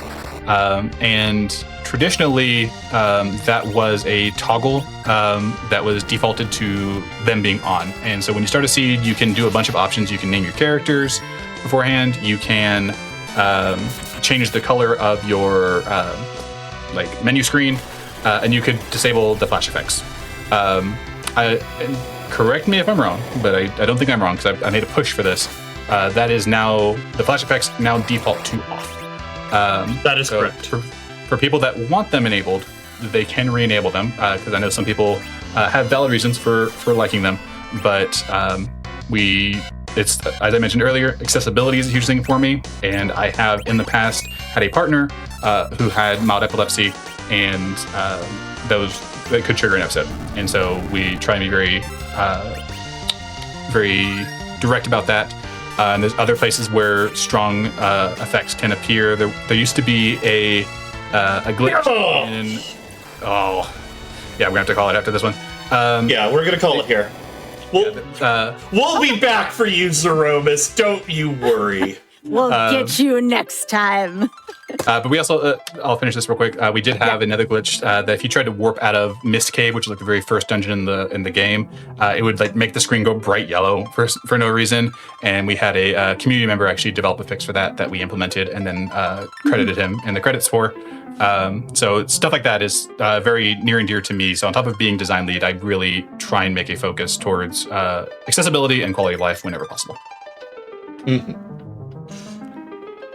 All right, that is awesome to know. So, folks, I want to let you know we are going to have more free enterprise, and we're going to go after Zero in that next seed. So, everyone, be sure to stretch, hydrate, follow Leggy, twitch.tv/Leggy Starscream, and we'll be right back with Random Number Generation. Welcome back to Random Number Generation. I'm joined here by Leggy Starscream and Zoe, and this is Final Fantasy IV Free Enterprise. So, what is different about this seed we're about to see? Quite a bit, but also not as much as you may think. It's going to play very differently. So to start off, we have a full suite of 5 characters available to us. So we're not going to be limited to 4. We don't have permajoin on, so we can, when we find a character that we want that's better than someone currently in our party, we are free to swap them. And also we can always go get them back if we decide we want to later. We are going to be hunting dark matter. So Leggy on the screen right now is kind of scrolling through because she's taking notes of what all her quests are.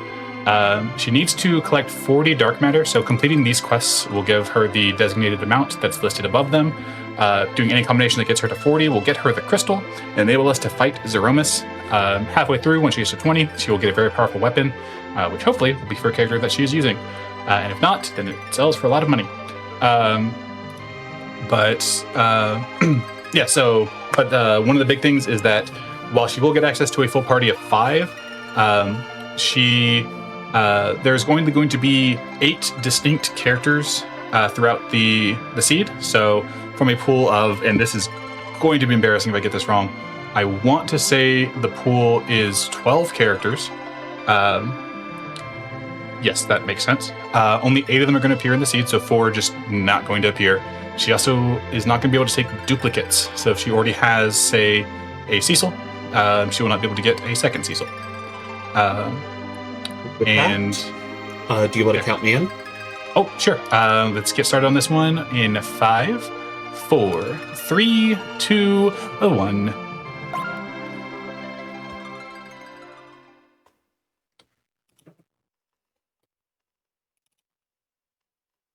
Will there still be judgment in this seed? There will be judgment. Just depends on what the judgment needs to be. Oh, okay. So, starting off right here at the bat, we got the Twin Harp key item. So we'll get to showcase another fun thing about Free Enterprise, but I will save that for when we get there. And that is one of my quests worth 3 dark matter. But yes. I do only have, the Paladin for now. Yep, just got Black Mage, and we are playing without the free characters available. So any character that she wants to get, she's going to have to do a fight for. So there are a couple of early game checks that can get you characters. Typically up on the mountain here in a little bit is probably the first spot to check. And hopefully we'll have what we need to beat the boss and get rewarded with that character. We kind of don't care who the character is right now. Second body is incredibly important. Because normally you start the game with 2 characters, but as we saw, the character that was supposed to be there was a blue treasure chest that contained the Twin Harp. So that's what we got instead of a character. That's part of the KCHAR flag. Yeah.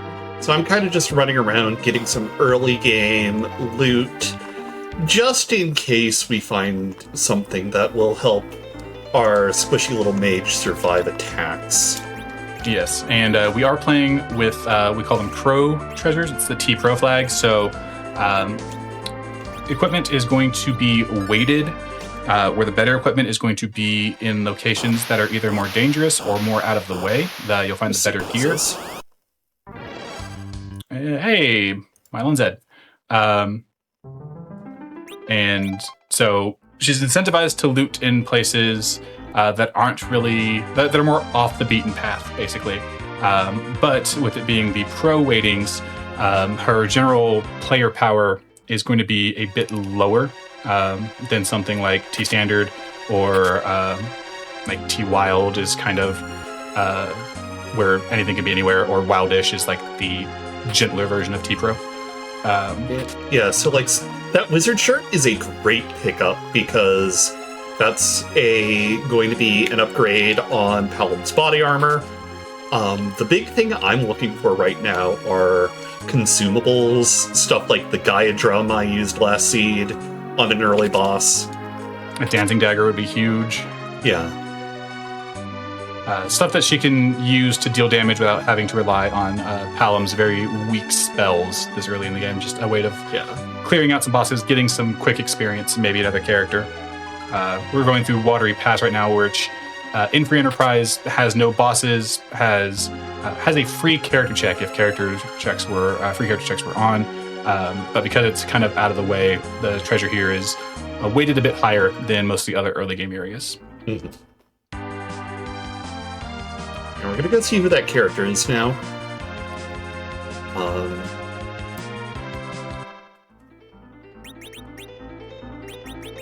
So what are you hoping to see early on, by the way? Or what would either of you hope to see early on in a seed with these settings? So character-wise here, I personally, if I was playing, I would love to see something like a Kane or a Sid, just a melee fighter that can equip a decent weapon and do some damage. Yang. Well, so technically, hold on. This is double vanilla. Yep. So this is the vanilla location where you recruit Yang, and Mom Bomb is the vanilla boss here. Huh? Yang is fine. Yang is a character who we call him the Punch Mage, colloquially, because mages in Free Enterprise and Final Fantasy IV in general, they start off being rather weak compared to their melee counterparts, but they scale very well into the end game. And Yang is kind of the melee version of that. He starts off not doing a whole lot of damage, but once you get quite a few levels on him and some good gear, he does quite a bit of damage. So we call him Punch Mage because he scales like the mages do. But this is potentially going to be dicey. I've got a plan. To answer a question in chat, I rolled this seed, and historically, if anyone has been around for Enterprise since like Zima's Zone 3, I am very, very well known for rolling a lot of accidental vanilla. Are you superstitious when it comes to rolling seeds? Yes, I am. Oh, so am I. No, I always find this to be the case, but I always have to ask for that reason. Yeah. I didn't think about it tonight, but I was like, we need the seed to roll. Let's roll on that. Should have asked someone else to roll. But it's always fun to be able to talk about vanilla. Yeah.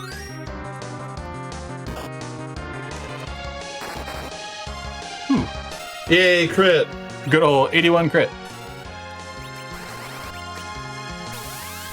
Speaking of the artwork in this game, that's rather menacing. I'd be afraid if I saw that. So Mom Bomb has a really annoying quirk, which is that the threshold for this part of the fight happening is kind of static, regardless of where she's at. Yeah, and hopefully we survive this. Okay, and now we just gotta clean these up before bad things happen.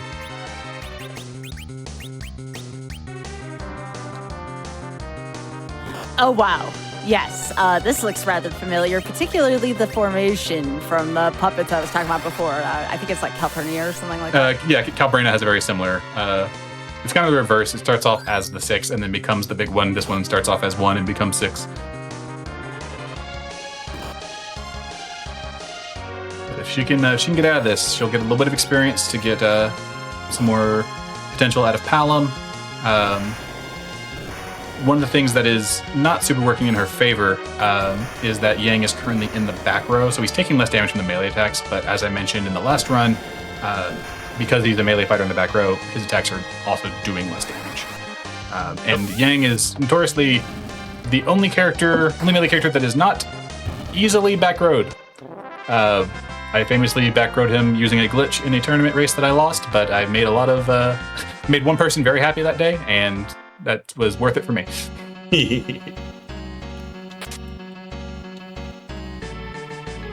All right, well, we've got our second character, which is honestly really good.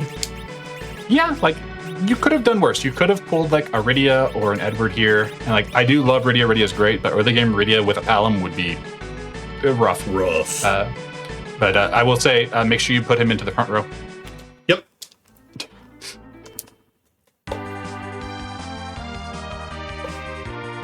So one thing, and this is a vanilla FF4 thing, but if people are tuning in that aren't familiar with either for Enterprise or vanilla FF4, you don't get to freely pick which row your characters are in FF4, like on a per character basis. You have a row of 2 and a row of 3, and you can pick which one of those is in the front or which one's in the back.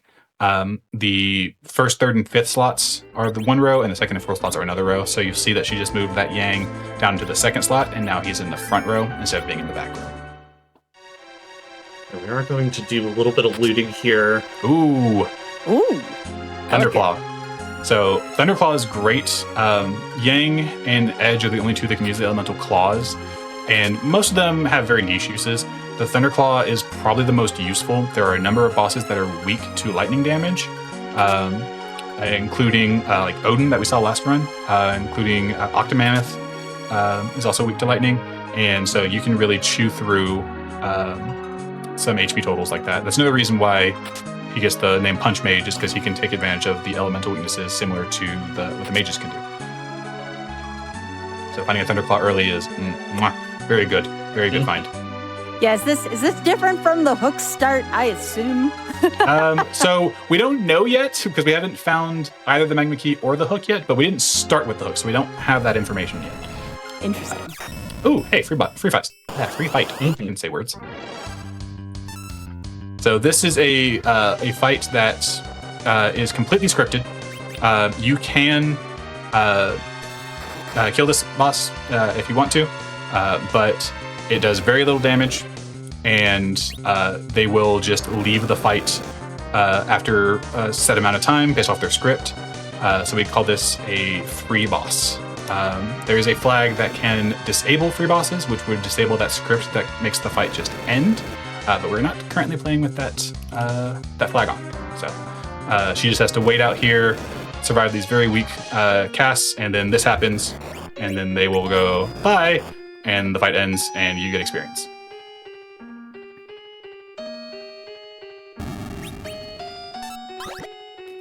Yeah, I'm interested to see if this is going to be a better start to the last one, the same, or worse. I always like seeing, if we do multiple seeds in a single session, how this one differs from the first one, because again, superstitious, etc. Okay, so that's another key item for later. Yeah. So the seed, as I mentioned before, when I consider different seeds sometimes to be completely different games, this one, it's going to be hard to really compare the two starts because she doesn't get access to like the huge character choice that she did at the beginning of the other seed, which kind of gave her a jump start in her early game power.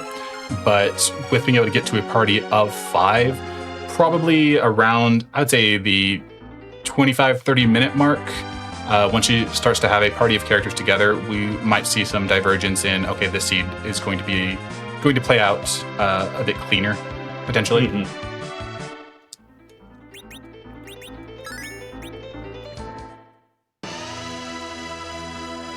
Yang is good because a lot of the early game bosses do not have a lot of hit points, and while he can't do a lot of damage, he does have a pretty good hit point total to absorb quite a few hits. Gonna buy a little bit of defensive gear here early. You're the only person I've ever seen to buy a silver ring. Yeah. To answer stuff in the chat too again, because I know we had some folks come in during the last turn and after the break. If anybody does have a question for Leggy and or Zoe, please let me know. I believe at least one of them is also looking at the chat, but we do answer questions here. So if you have something, either a question about free enterprise or, just general questions about the randomizer, I do believe both of these wonderful folks are devs of free enterprise. So yeah, I am doing my best to keep my eyes on chat while also trying to keep the eye on the game and commentate. Ice Claw. So this is a good chance here. So Rubicant here, or Rubicante, is going to be weak to ice. He has a bit of a quirk that once he puts up his cloak, he actually will absorb ice spells that are done to him, but he can still take the increased damage from melee. His glare attack is also very strong, and it just deleted Palom. So we may not make it out of this. We'll see. I mean, he only does it once per cycle, right? I think so.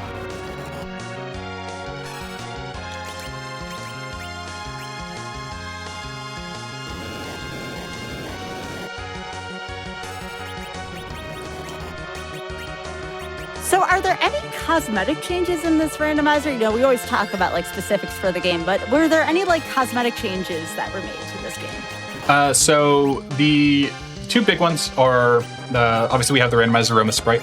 That one is a big one.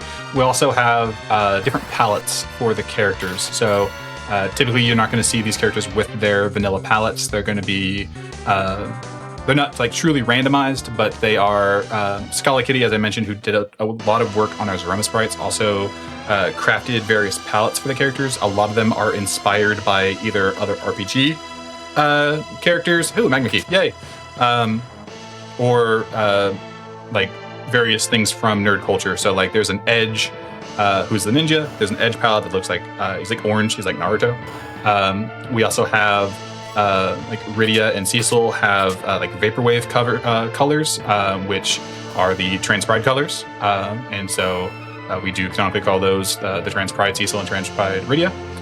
One of my personal favorites is that one of the palettes for Sid is just straight up Mega Man. Yeah, we have a Mega Man Sid. So that's really kind of the depth to the customization.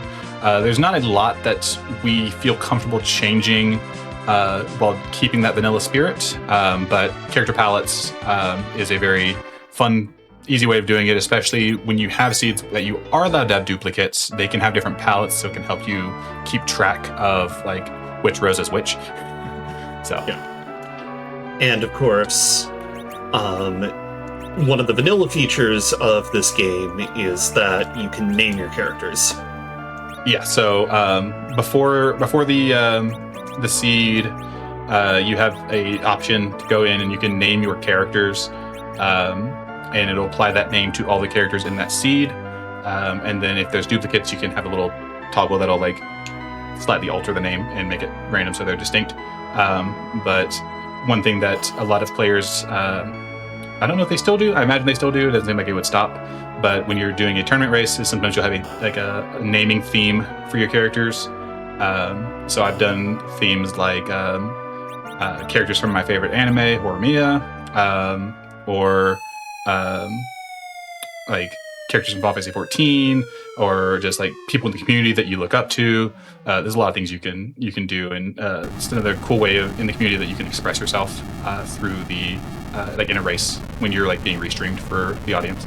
Yeah, sometimes what you see people doing is take the 12 different character names and write out a message.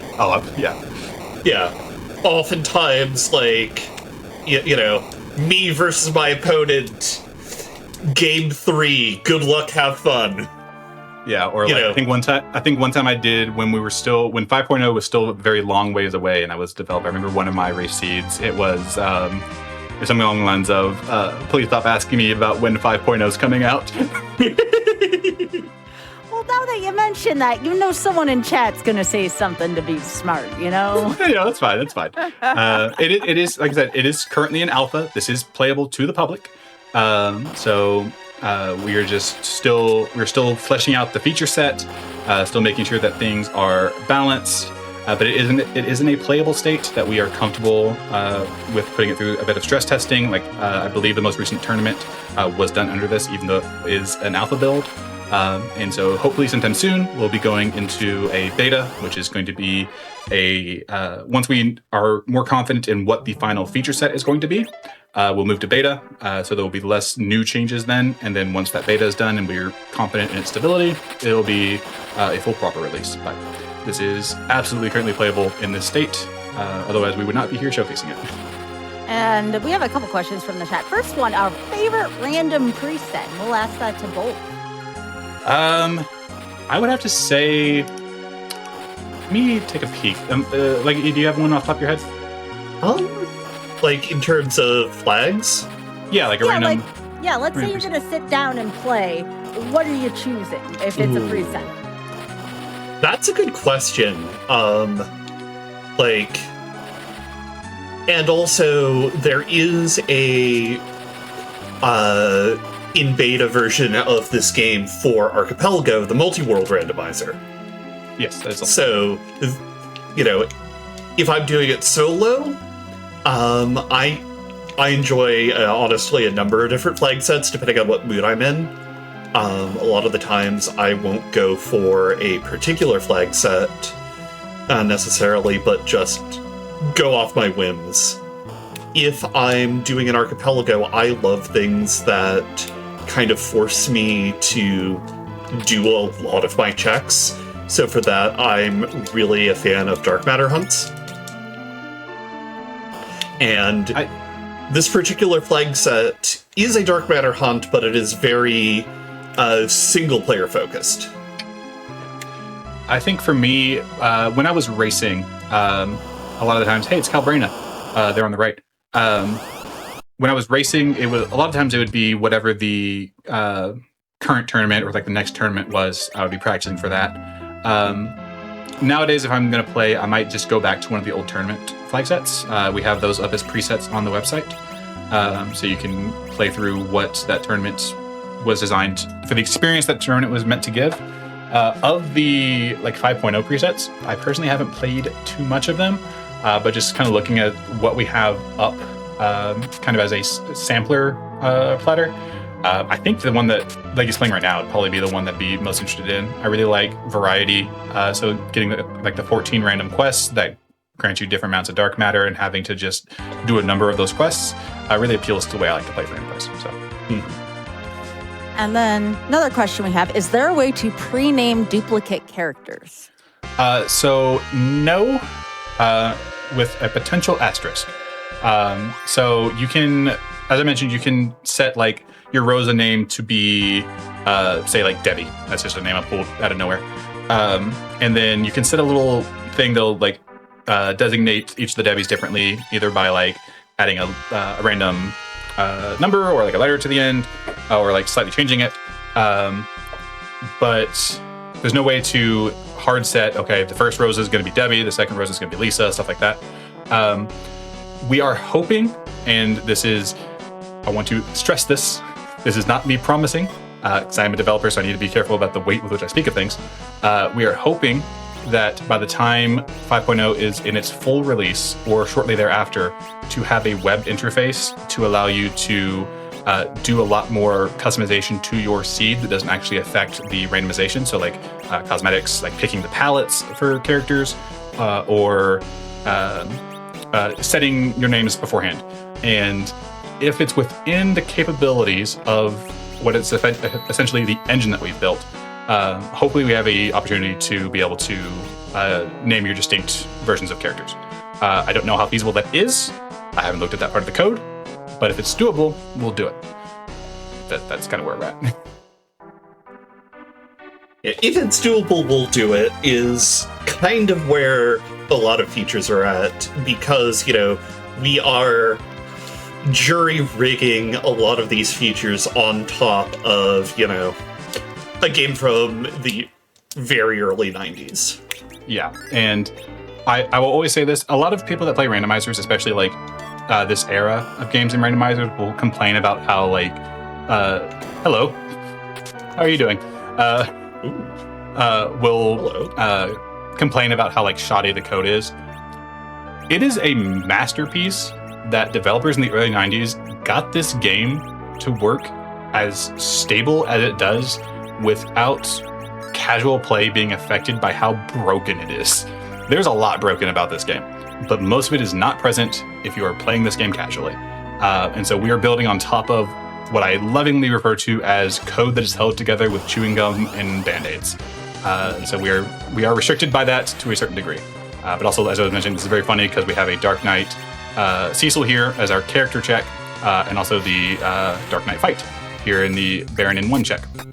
Which is also kind of like weird inverse vanilla, because normally that is the fight against Yang. Yep. No, that's the guards. This is the... No, it's the guards. This is the Yang fight. Yeah, this is the Yang fight. Yeah. My bad. Darkham's here is actually rude. Yep. But one of them's asleep and charmed. And the other one is going to hit you for a damage. Yeah. Okay, we'll try that again. Now that I know that boss order, I can come in with a bit of a better strategy. Yeah. Which does involve giving you the headband. I feel like there's been so much Yang tonight. Yeah, we had a Yang here the Really first time, is. and then this is our first usable character here is also a Yang. Party Yang is in the house tonight. Do you have any? Do you have any consumables you could use here? Probably. You also put that cat claw on Yang; it'll help his agility. Yes. And the other thing I'm going to do is put... Ooh, I know what you could do here. Put that curse ring on Palom. Yep, I was about to say that. Yeah. So this is something that I touched on during the last seed. Is this cursed ring? Also put on the dancing dagger. Right. Because that isn't affected by stats anymore. Correct. The curse ring is going to reduce all of Palom's stats by 15. It is a horrible debuff. But what that is going to do is, because Palom is our hero and therefore the person that determines kind of our agility, making Palom very slow is going to speed every other character in the fight up, enemy and ally included. Now, it might be a bit rough on the DMs since there's 3 of them, but if we can leverage this properly, we might be able to make it through this. And the dancing dagger on Palom is a item that she can use to deal damage that is not dependent on her stats. So having the cursed ring on Palom would not affect his damage output. Yeah, okay, we're going to do that again because I remembered... Yeah, don't hit him. That justice is not the only right in this world. Yep. If you... that spot does have low enough HP that you can just kill him. Yeah, I did it last time, and I was hoping I was going to be fast enough with the cursed ring. Yeah. So we're going to do this again. We're getting into weird strat also, by the way, folks. Also, you forgot to check. What does that newspaper say? Right, yes. Hot smells. Care to explain the context? It's the Simpsons reference, isn't it? I don't know. Been there for longer than I have been. Yeah, it has been there since before we started playing this. I'm pretty sure that is just a Simpsons reference that Boardface put in way back when. Yep.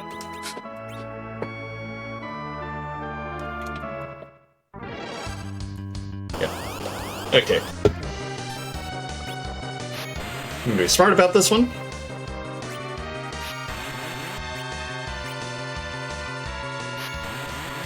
Or maybe not. This may be a comeback to this. Yeah.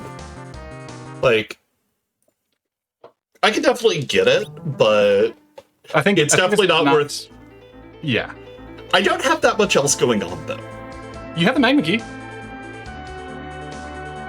That I can do. Like, I'm hunting characters. Well, you could also go see if we have sirens available. You could maybe siren up. If you can find sirens and coffins in like Dwarf Castle, maybe you can go kill an egg and get some levels on. Yeah, I did check Dwarf Castle and didn't find anything.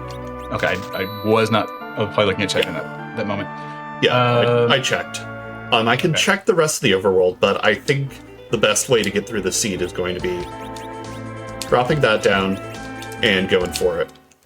And not going into the castle. Nope. Yeah, I'm just. My thumbs are doing great. It's okay. I'm just trying to think what else you could potentially do if this starts to. Be a bit of a, like the only other thing I can think of really right now, given the amount of power we have, would be going up ordeals. Yeah, that might not be the worst idea. Yeah, so we're gonna try this again.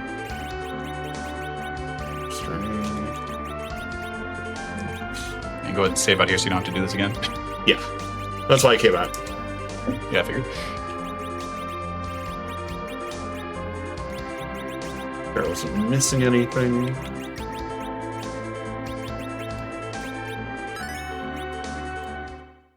Okay, once more onto the breach. Yep. I turned down battle speed a bit. I think if you can get the dancing dagger off, I think that's enough to kill the Pain Man. But trying to punch him is probably not going to work. Yeah. So we're going to queue that up now.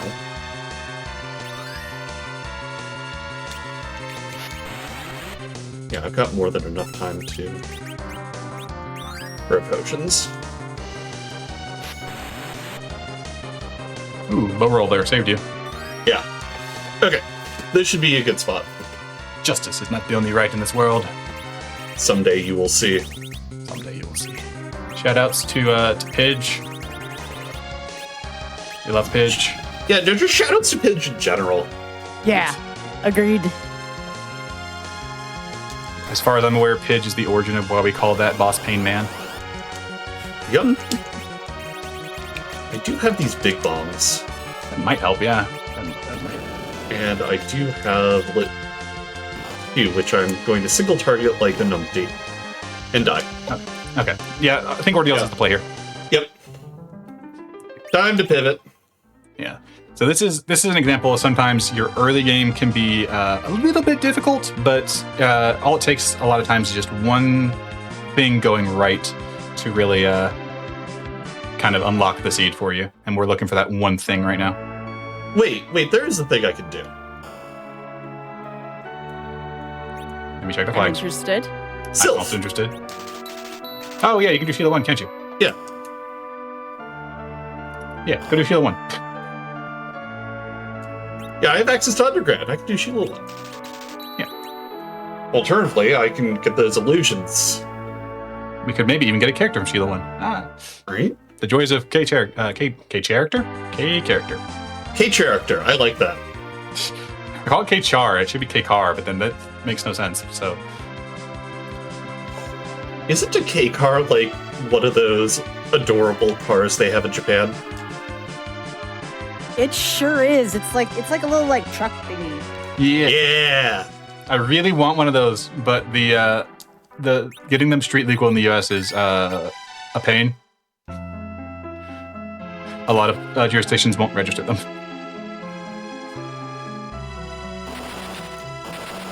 I want the next one. Like, I do want to try and open some of these boxes. Obviously, a lot of them have monsters, like that one. But, you know, it is worth checking because the loot here is going to be pretty good. That is true.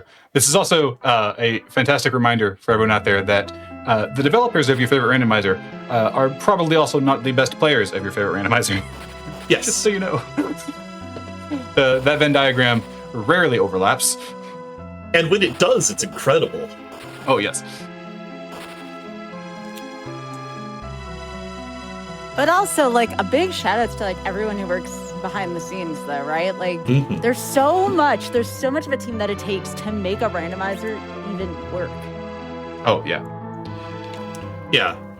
Like, and not just from a building the thing in, like, code. You have all of the people doing community organization and management to keep, you know, the communities around these going, to give the devs something to build and work towards.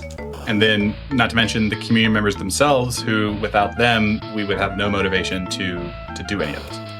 We'd have nothing to do it for. Yeah, exactly.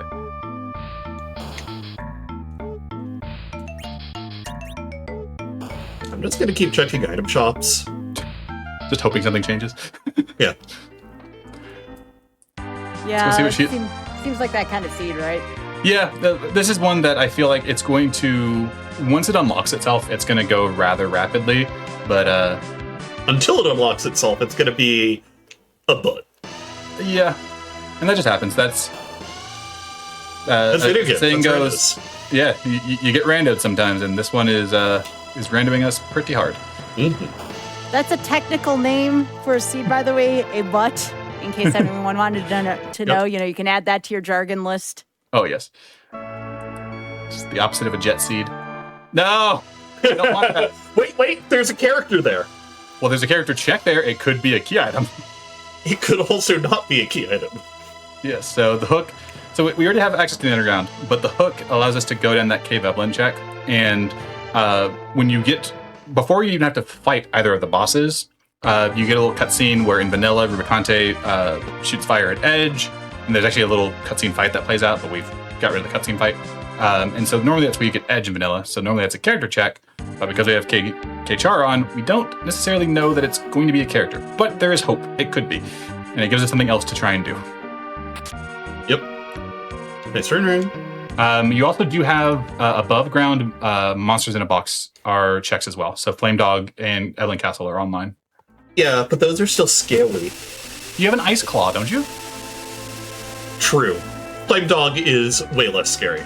Yeah, Flame Dog is not too bad. It's just a bit of a hike. Yep.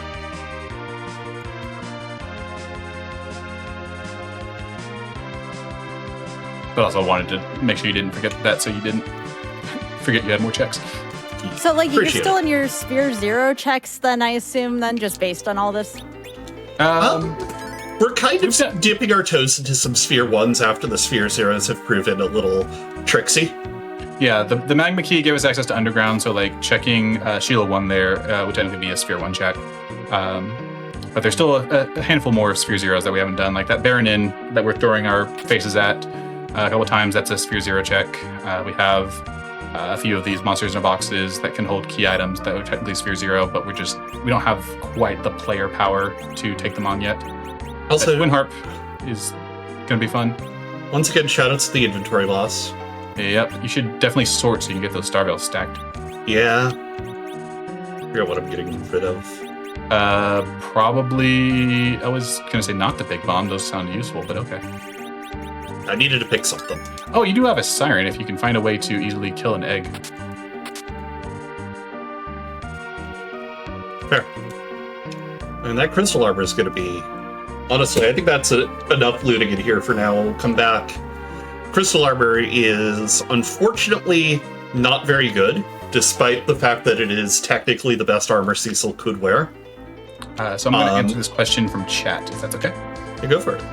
Yep. Yeah, so in chat is asking what parts of the game are randomized. So I will answer this in two ways. In this particular seed, with these flags that we're running, the key items, which is what we refer to as stuff that in the vanilla game are like story-based items that would grant you progression, their locations are randomized amongst places that you would normally get them.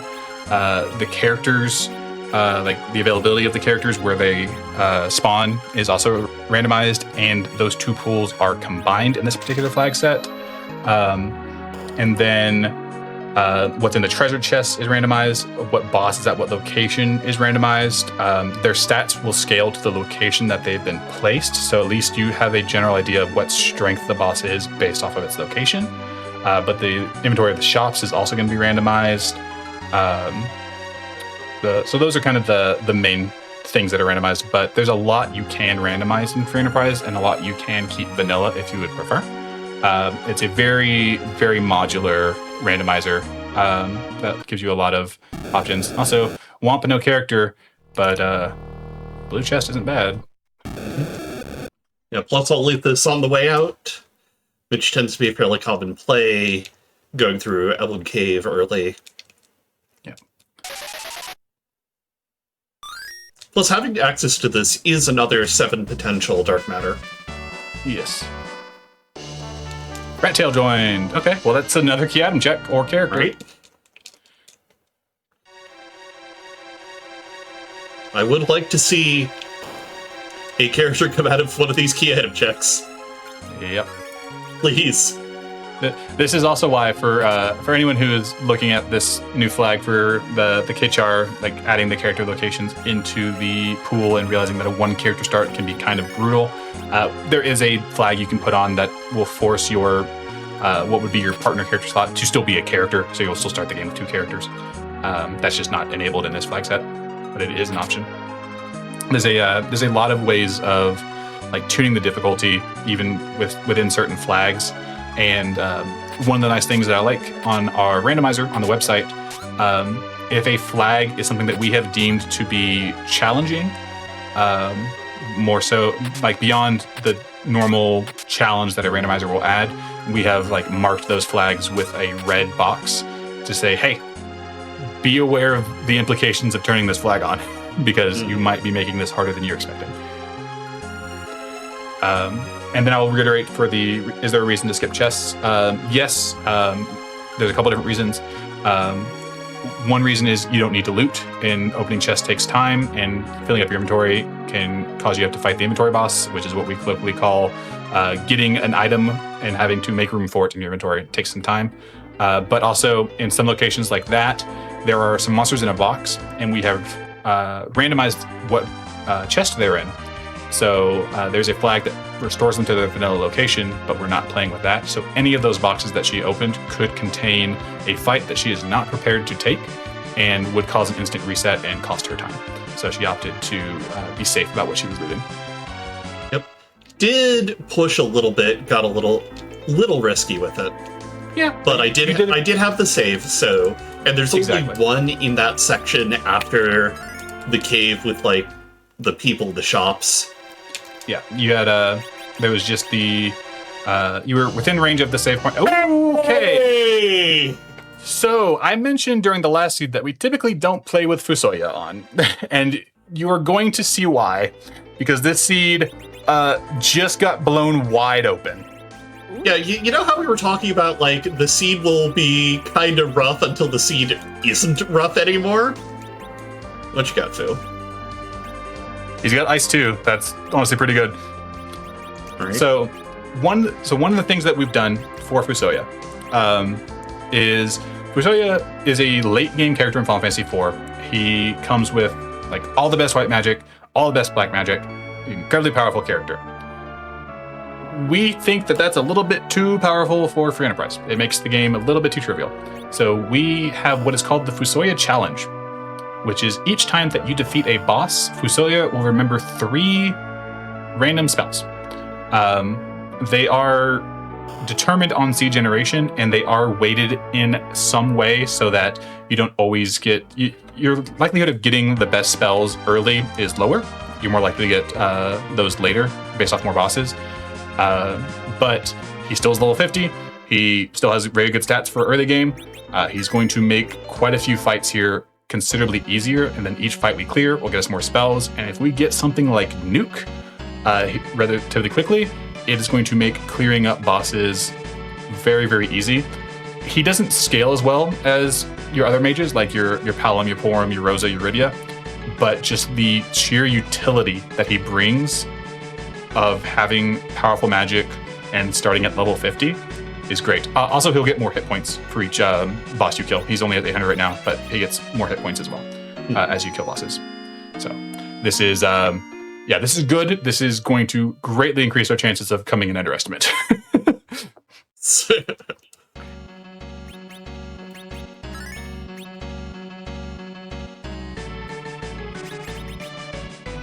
Now we'll take off the curse string for now. Yeah, I think that's probably okay to do. Yeah.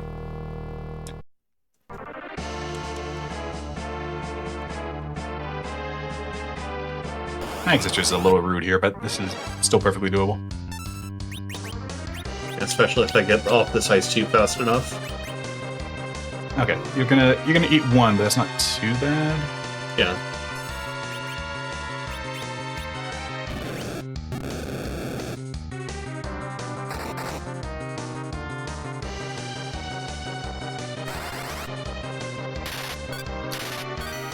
Right. So I remember seeing these. This reminds me. Wait a second. I know these three. These are in Final Fantasy X, aren't they? Yes, these are one of Yuna's summons. Yep, this is the game that they're from.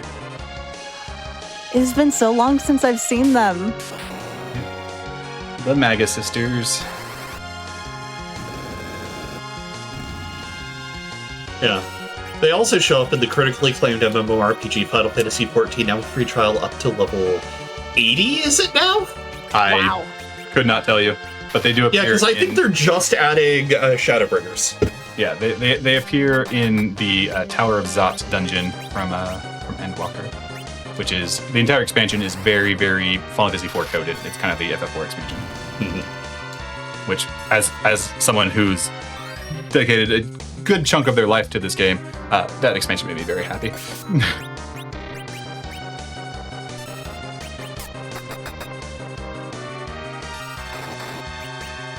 Come on, get us out of here. No, it's fine. Just free experience. Yep. We're doing the Mega Sister grind. I love what this what the randomizer does for this kind of like building up of levels. I hadn't even thought about it until we were talking about it with the last seed. Yeah, it is just such a fun and like deep game. No, this might be bad. So, of the changes that have been made recently, since we're in the second seed now, what is your favorite new thing? And then when I say new thing, as of the last release.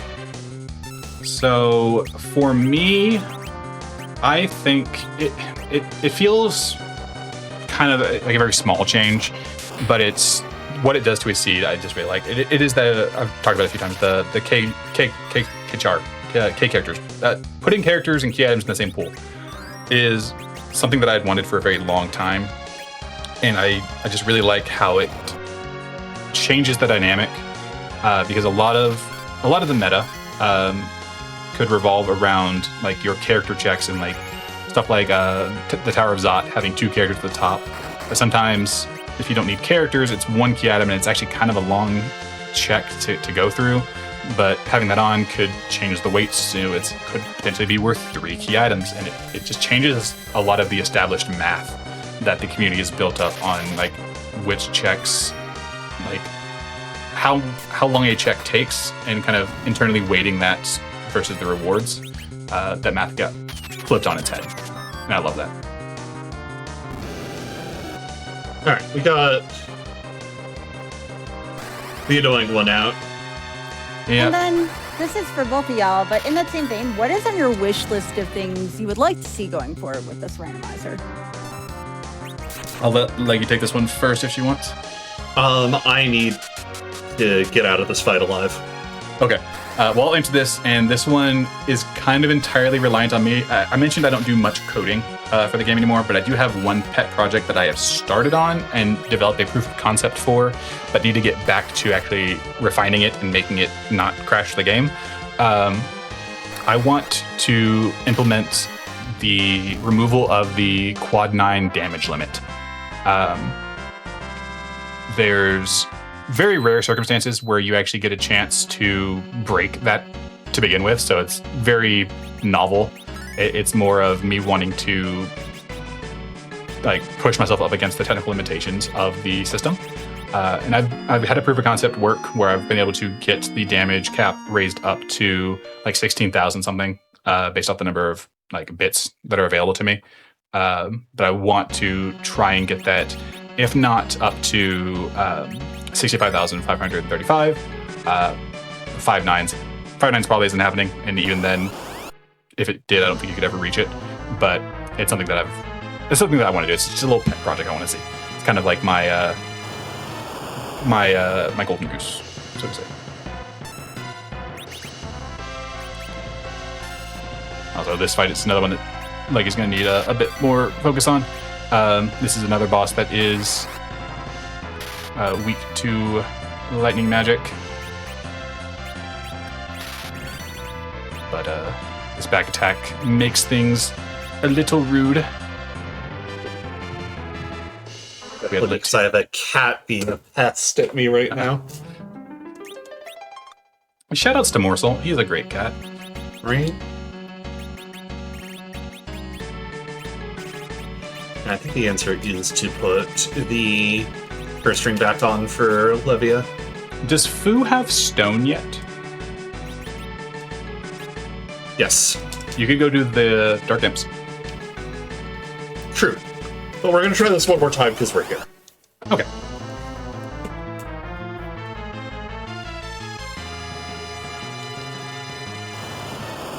And I believe we do have Star Veils. Yes. So yeah, this will help.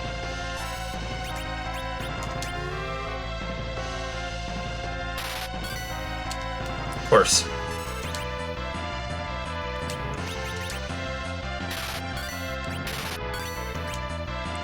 I mean, between bouncing him and him hitting him, and you hitting him with other ice tiers, I think you'll get out of this. Yeah. Fortunately, his big wave is only a quarter of your health, not 50% like Ogopogo's. Mm-hmm. And Palom is the unit I need to keep alive here because he is my hero. So, going into the upcoming fight, also I have Virus. Oh, I didn't realize Palom had Power Rush online yet.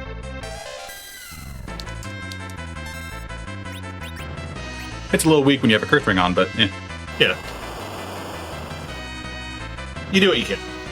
Yep.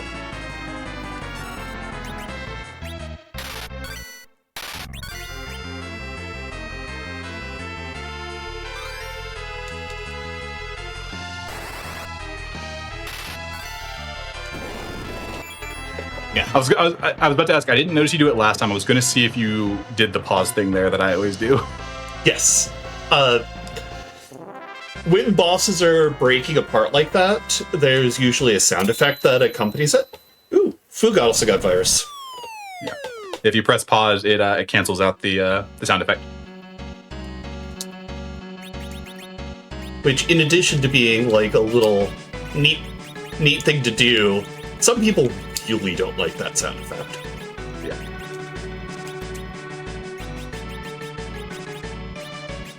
Shoutouts to, I think it was it Dia who really like popularized that technique? Don't know.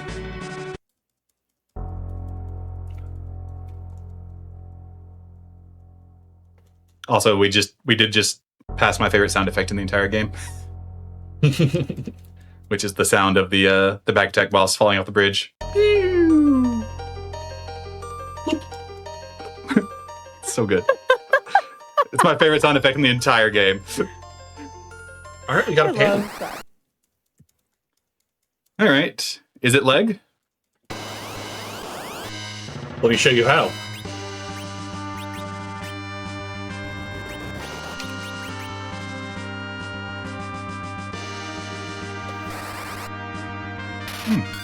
I thought the last fight set also had Sea Hero on. I was incorrect. I forgot Sea Hero. You have to take this fight solo.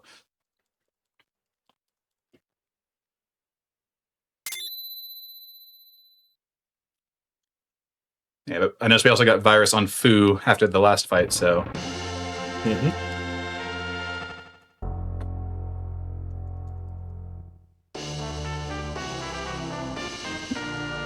You get a lot of stuff for doing that. Yep. Now that Cecil that's back in Baron Inn is going to be a Paladin instead of a Dark Knight. So that'll be nice, too. So now seems like a perfect time to go pick him up. Yep. As long as you can keep that Fu alive to get a stone off, I think you're going to be clean. And I'm pretty confident, especially after seeing the early Dark Knight damage. Oh, yeah. Like, honestly, you could probably hit with a virus from either Palom or Fu and take it out without having to eat the 3 swings. Yeah, at this point.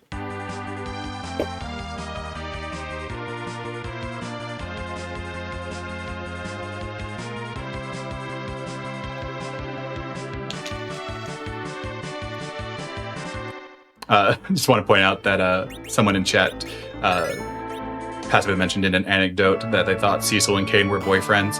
They can be. You have to believe hard enough. Yeah, my personal favorite interpretation is that Cecil, Kane, and Rosa are a throuple. Oh yeah, absolutely.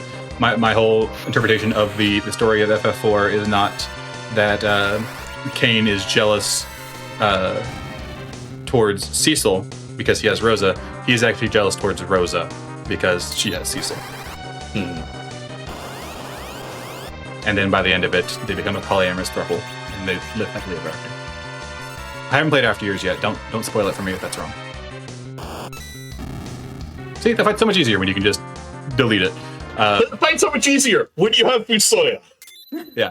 So that's another example of what we call a free boss. So those enemies there, that boss is technically enemies without the boss bit. So they are still vulnerable to stuff that can instant kill them. And so Stone is a petrification spell that doesn't work on bosses, but because the Dark Imps don't have the boss bit in their code, they are still susceptible to it. So we were able to instantly end the fight by casting Stone. And we got 2 more characters there. We got, for the key item check, we got a Tella, and then for the character check, we got a Cecil. So now we have a party of 5. Yay! Yay. And Tella makes a fantastic agility ganker with that cursed ring. Yeah, and him being the hero, obviously. Well, oh, yeah, yes, Palin's going to be a hero, so he's got to be the anchor regardless. Yep. I remember how these flags work. Don't at me. At my wife. I love you. I love you too. Maybe a bonking stick. But importantly, we do have Tella, which does lead to some interesting things we can do once we go back underground. But I'm chomping at the bit to get some dark matter. Yes. If you're gonna talk about like exit stuff, like Fusoya already had exit, just so you know. I'm talking about warp. You have a Palom win of Siren, you could do that too. Yeah, but I'm teasing you. Tella already has it. I know, I'm teasing you. Because I do believe G Warp is on in this flag set. I am double checking. It is. It is. I checked before I brought it up. We get to do something that the community absolutely adores. One of my favorite things. I will hold out in suspense for those who are not aware just a little bit longer, but you're going to be in for a nice little treat once we get through Cave Magnus to this boss. In vanilla, this place is really obnoxious because there's a magnetic field which makes all of your characters wearing metal equipment paralyzed at the start of the fight. But because we allow you to not have encounters on, you can just walk through it and not have to worry about it, and it's far less annoying. Yay! Also, I'm not worried about this fight. I mean, it's got a good MDef, so like you should maybe be a little worried. Oh no, I messed up my targeting! Whatever am I going to do? So this is a scripted fight that you are always going to lose. So if you damage your own party and just kill your own party first, the scripted fight will just end prematurely and you'll be able to proceed. So it's a bit of a time save. So that's why, yeah. Unfortunately, didn't quite get there. Nope, not with quite. The damage output, but we can't. You could also come in with everyone with metal equipment on. Iron rings are actually a fun little piece of tech you can do because they're an accessory that's metal, so you can put it on your mages and get them paralyzed. But now I'm going to be quiet, and I would also like Leggy and Skyup. I apologize, it's your show, but if you could be quiet while we listen to tonight's harp song.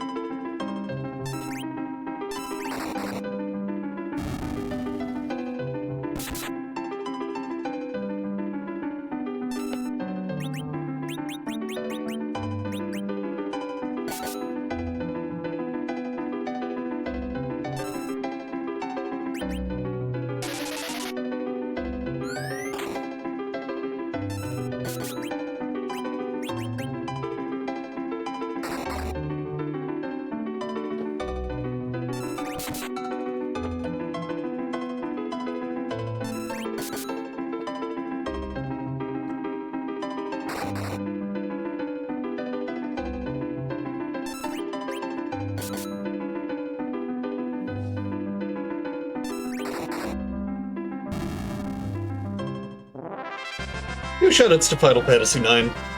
Yeah. All right. We are clear of the harp song. Thank you.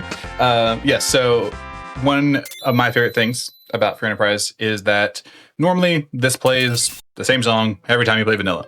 But the tradition here is that we have similar to the Zoroma sprite being randomized, we have a very large list of songs that have been compiled and are randomly selected when you have a seed. So you can hear a lot of renditions. If you talk to this harp, it'll tell you exactly what it was and who composed it. So I'm curious if this was a Xenocat composition or not.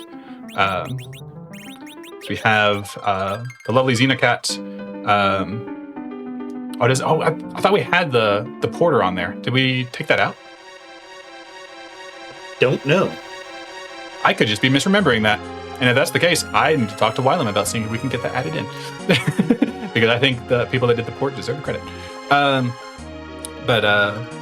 Yeah, it's a wonderful thing. And going silent for it is something we will typically do when we're restreaming it for like tournament races or community races or what have you, to show off the fantastic work and just get a nice little chill break, let our voices rest. So that was beautiful. Yes. Yeah, and also, I had a little fun trying to pull some of the status effects off the characters. I saw that. I was like, I was honestly giving a little time to vamp, but then I noticed how little my physical was doing, and I'm like, ugh. Yeah, I was sitting there, I was like, why didn't you Berserk Yang? I was like, I didn't want to chime in with music. I was like, just Berserk Yang, and you finally did, and I was like, finally. Right? Okay. There's a bunch of songs that Board brought in just as MIDIs, and those don't have any attribution. That's probably what I am thinking of. Yes, so those were not ported by anyone in particular in the community. They were added just by Boardface as just raw MIDIs that were already available, is my understanding then. Thank you for the reminder and the fact that I am not forgetting about the attribution being a thing.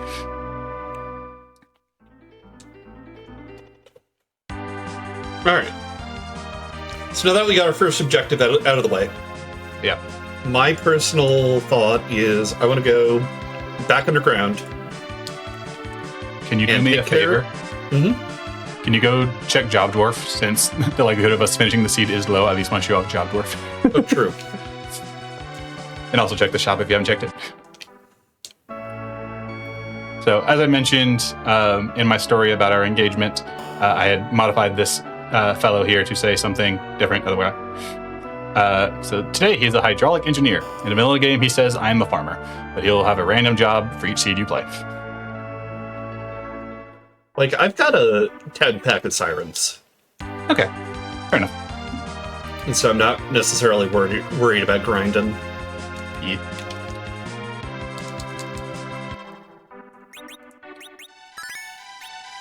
But the Twin Harp, the Cave Magnus check we did is one of the longest checks in the game. So a lot of people try to not do it if possible, unless they really have to. And so the music there's not there inherently to be an added benefit, but I like to think that it softens the blow because you get to jam out to some nice tunes while you're doing the longest check in the game. Yep. Oh, And also, it's a good song. incentive to do it during stream. Yep. Oh yes, absolutely. Yep. Yeah. This is the location of your dreaded Calbrena. Today we have Ooh. Odin here. No. Now, this is a spot that has high magic, so his Zenith Stukin is going to hurt quite a bit unless we can kill him beforehand. Luckily, he is very weak to lightning. So, yeah. Hopefully we get through this. Why did you... I know the casting time's faster, but... That's why. Okay.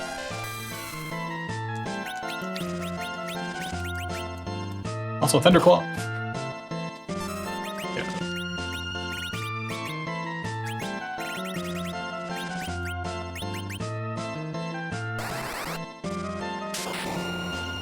There he goes. Okay. Yeah. Ooh, Quake. Quack. Quake is online. And the Quack Kid's back. All right. Oh my All God. right. And then this is one of the few spots in the game where you are... Really? The joys of Beat Chaos. Odin said, you thought you were done? No. Odin's like, it's round 2. It's still me, but I'm going to be considerably less threatening now. That was How funny. often Okay. does that happen? In live free enterprise non-alpha, 0% of the time because that can't happen. But in B Chaos, I would have to run the math. But Yeah, because what is it? not every What? boss can appear in every location in every seed. Yeah, so it's something like close to 1 in 1,000. Just napkin math. Yeah, there's, what, 34 bosses in this game? Yeah, so I was thinking, yes, 34. So 1 in 34, twice. Squared. Yeah. Yeah, so it's going to be north. Yeah, it's going to be about 1 in 1,000. A little north of there. Yeah. If anyone wants to do the math, just 34 bosses, naively. but only 33 boss locations, if I remember correctly. Yeah, also the reason I did that is that's 5 more dark matter. Yep, and you also got a tower key out of it. Yep. And another item, and Edward, goodbye. warp. Yep. We'll get a third thing here. So this is what I was mentioning in the last seed. You don't have warp, do you? Oh, Tell is No, dead. Tell is dead. Yeah, a glitch that exists in the vanilla game that is not particularly useful in the vanilla game. You can warp back into this room. This is the last room of the sealed cave. So normally we would have to go through an entire dungeon to get this key item and then also go through a boss. But if we have access to the warp spell, we can just warp back in as long as the glitch is enabled, which it is in this flag set, obviously, and just grab the key item without having to do anything with that Luca key. So that Luca key we have is not particularly useful unless one of our quests is to complete the sealed cave. Which it is. It is, but that's also probably, in my opinion, like the second longest check of the game. So, Yeah. Which is why the warp glitch is so nice. yeah. And they got us another key item, which gets us closer to an experience boost. And with the adamant, then that would be, what do we have? Is K4 John on this set? No, K4 does not. So you won't get a key item there, but you would get an item. I think it's playable and alt. Yep.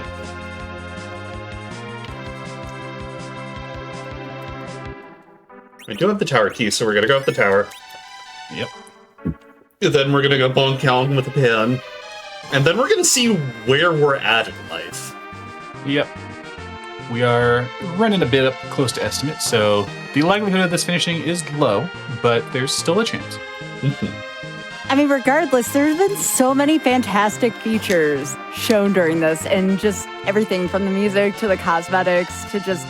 I had forgotten how much Free Enterprise has changed over the years. I mean, it's been a little while since I've had you on for Free Enterprise, Leggy, so it's really been really cool to see what y'all been doing with this. So, Again, thank you so much for being here. I've learned so much today, and I want to give Zoe and Leggy Starscream, which, by the way, follow Leggy Starscream, twitch.tv/Leggy Starscream, all one word, please. Like, my goodness, I cannot say enough good things about both of these wonderful people. Well, thank you, Scott. Thank you for having us on. Of course, and thank you. And again, I know sometimes, again, folks kind of blend into the background, but like, thank you so much for all the work you've been doing with dev development on this, both of y'all. Yeah, no, it's honestly literally my pleasure. Oh, yeah. And as I mentioned before, I normally don't do community, so this is kind of an exception for me. And the only reason that I became interested in developing for this and have stuck by being the sensible design lead at this point is that the community is just so good. It is so welcoming. It is so wonderful. It is LGBTQIA+ positive, absolutely supportive, very zero tolerance against any sort of hate or bigotry in that department. So if you are interested in what you're seeing and you want to play something like this and want to meet some like-minded folks and have fun with the community, we're open arms. Come on in. We would love to have you. Absolutely. This we always like to say that Final Fantasy IV Free Enterprise, the community was built by queer hands, and we want it to remain that way. So.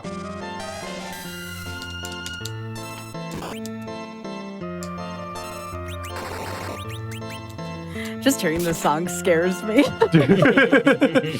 Oh yeah, there's some songs, some of the boss themes, and it's just like visceral reaction of oh no. Yes, oh, no. Yes, very much an oh no. There it is.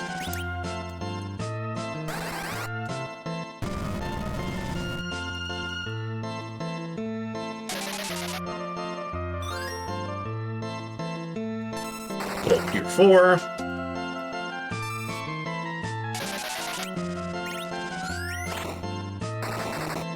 How close are you? I know you said we might not be able to finish it, but out of curiosity, like, how close would you be? I'm currently at coming up. Once I finish the tower here, I will be at 11 out of 40 of the Triforce pieces I'll need to finish the seed. I see. the rate of acquisition will be considerably faster than it has been to this point. The randomizer does kind of snowball in that way. Sure. But I don't think it's going to snowball quickly enough for it to matter. Yeah. So we'll likely have to find a spot here shortly to call it and give Zeromas another dub for tonight. He'll be 2-0ing us, unfortunately. It'll be an 0-2 drop from me and Leggy. Oh heck. I like how you put that into a tournament format. I appreciate that. Tournament format, draft format. Oh yeah. Yeah, definitely. Oh, that was another one. Yeah, that was, okay. Okay. So 16. Right? What I will say, if I am I able to plug the randomizer while we're here? Yeah, sure. Cool. Leggy is going to end up going 0-2 against Zeromas tonight. So if you would like to help us get revenge and want to give this a try yourself, the current live version is available at ff4fe.com. You also find links to our Discord there if you're interested in joining the community. And if you would like to play any of these presets with any of the 5.0 features, that is at alpha.ff4fe.com. So all the new stuff is there. Again, it is an alpha build, so it is stable enough that we're comfortable showcasing it, but there could still be edge cases where things break. So be aware of that. But stable experience, no alpha. The 5.0 experience, alpha.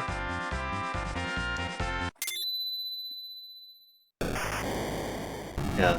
And while I'm running out the seed and wrapping up, I do want to take this moment to shout out my other wonderful partners, Natara, Demarine, and Sokosonex. You all are wonderful, and honestly, I wish I could have had all four of you on here. Yeah, I believe I saw Natara in the chat earlier. Yeah, they were chatting up a little bit. I'll also shout out my other partners, Sokosonex again, as well as Silverfire and Dijon Ketchup. I love them all very much, and I wouldn't be where I am without their support. So, yeah. Also, shout out to Natara as one of the OG Free Enterprise folk. Oh yeah, Natara, Demarine, Sil, all of them. Just old heads there. Most of them have moved on from the scene, but their impact is felt strong. Like I said, it's a community that was built by queer hands, and I include all of them amongst them.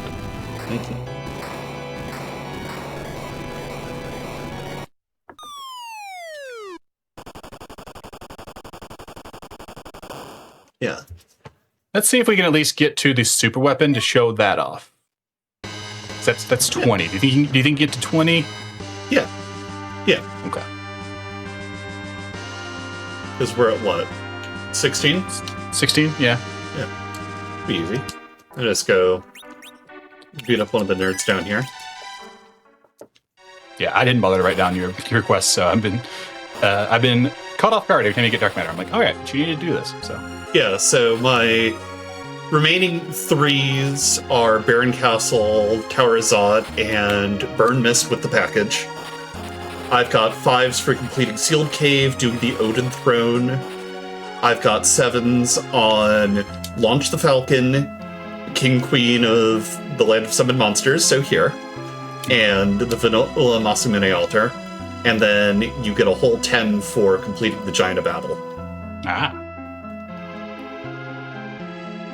These NPCs hate to cooperate. NPCs in this game hate to cooperate, full stop. I mean, it is not special to those people. I mean, that's true. The hardest boss in the game is the Kaipo Inn lady, so... Yeah. You would think it was the inventory boss. It is not. No. Kaipo Inn lady loves to just get in your way. But, episodes like tonight especially are the reason why I love doing this at Hotfix is just getting to know communities, reconnecting with folks. This has been so enjoyable. Just so you all know. Thank you so much again. Absolutely. It's been super cozy. It's been a while since as I mentioned, it's been a while since I've been on the mic. So it's nice to kind of come out of my hermit hole since I have mostly disappeared from the internet. And this one's for you, Sky. Yes. All right, let's get it. They are. It's been great having you back on the mic, Zoe. Really, thank you. Thank you so much. Thank you for the opportunity. Of course. But yeah, so this is Calbrina. This is your nemesis here, Sky. Yes. This will hopefully go a lot smoother than you remember it being. We have access to quite a bit of good AoE magic, so this should be pretty easy. I certainly prefer this boss music to the last one. This boss music I have fond memories of. So there goes 5 of them, and then you just got to take out this last one. I forgot how rough the health division was here, so I was getting ready to drop 2 or 3 more quakes if needed. Yep. And now our Fusoya is at full power, which if we didn't have nuke before, we now have nuke. Which is fun. To answer a question in chat, how on pace are we? Poorly. We are likely to not finish. And that's okay. Again, it always doesn't have to finish for it to be considered a good time. You know what I'm saying? Absolutely. I just wanted to make sure we're setting the expectation here that it's not going to happen. You're at 23 dark matter, which means I have to go back. But also, you don't just get a thing for having enough dark matter in your pocket. But again, folks, and again, I've been reading chat as well. Thank you to everyone who has done everything that you can to make communities inclusive. It is so important, especially nowadays, to make communities as inclusive, comfortable, and accessible as possible. So y'all, the real ones out there, especially moderators, thank you so much. Yeah. And of course, obviously it's Pride Month, so shout out to all the lovely queer folk here, but, extra shout outs to, people who are multiply marginalized, including BIPOC folk. Just like...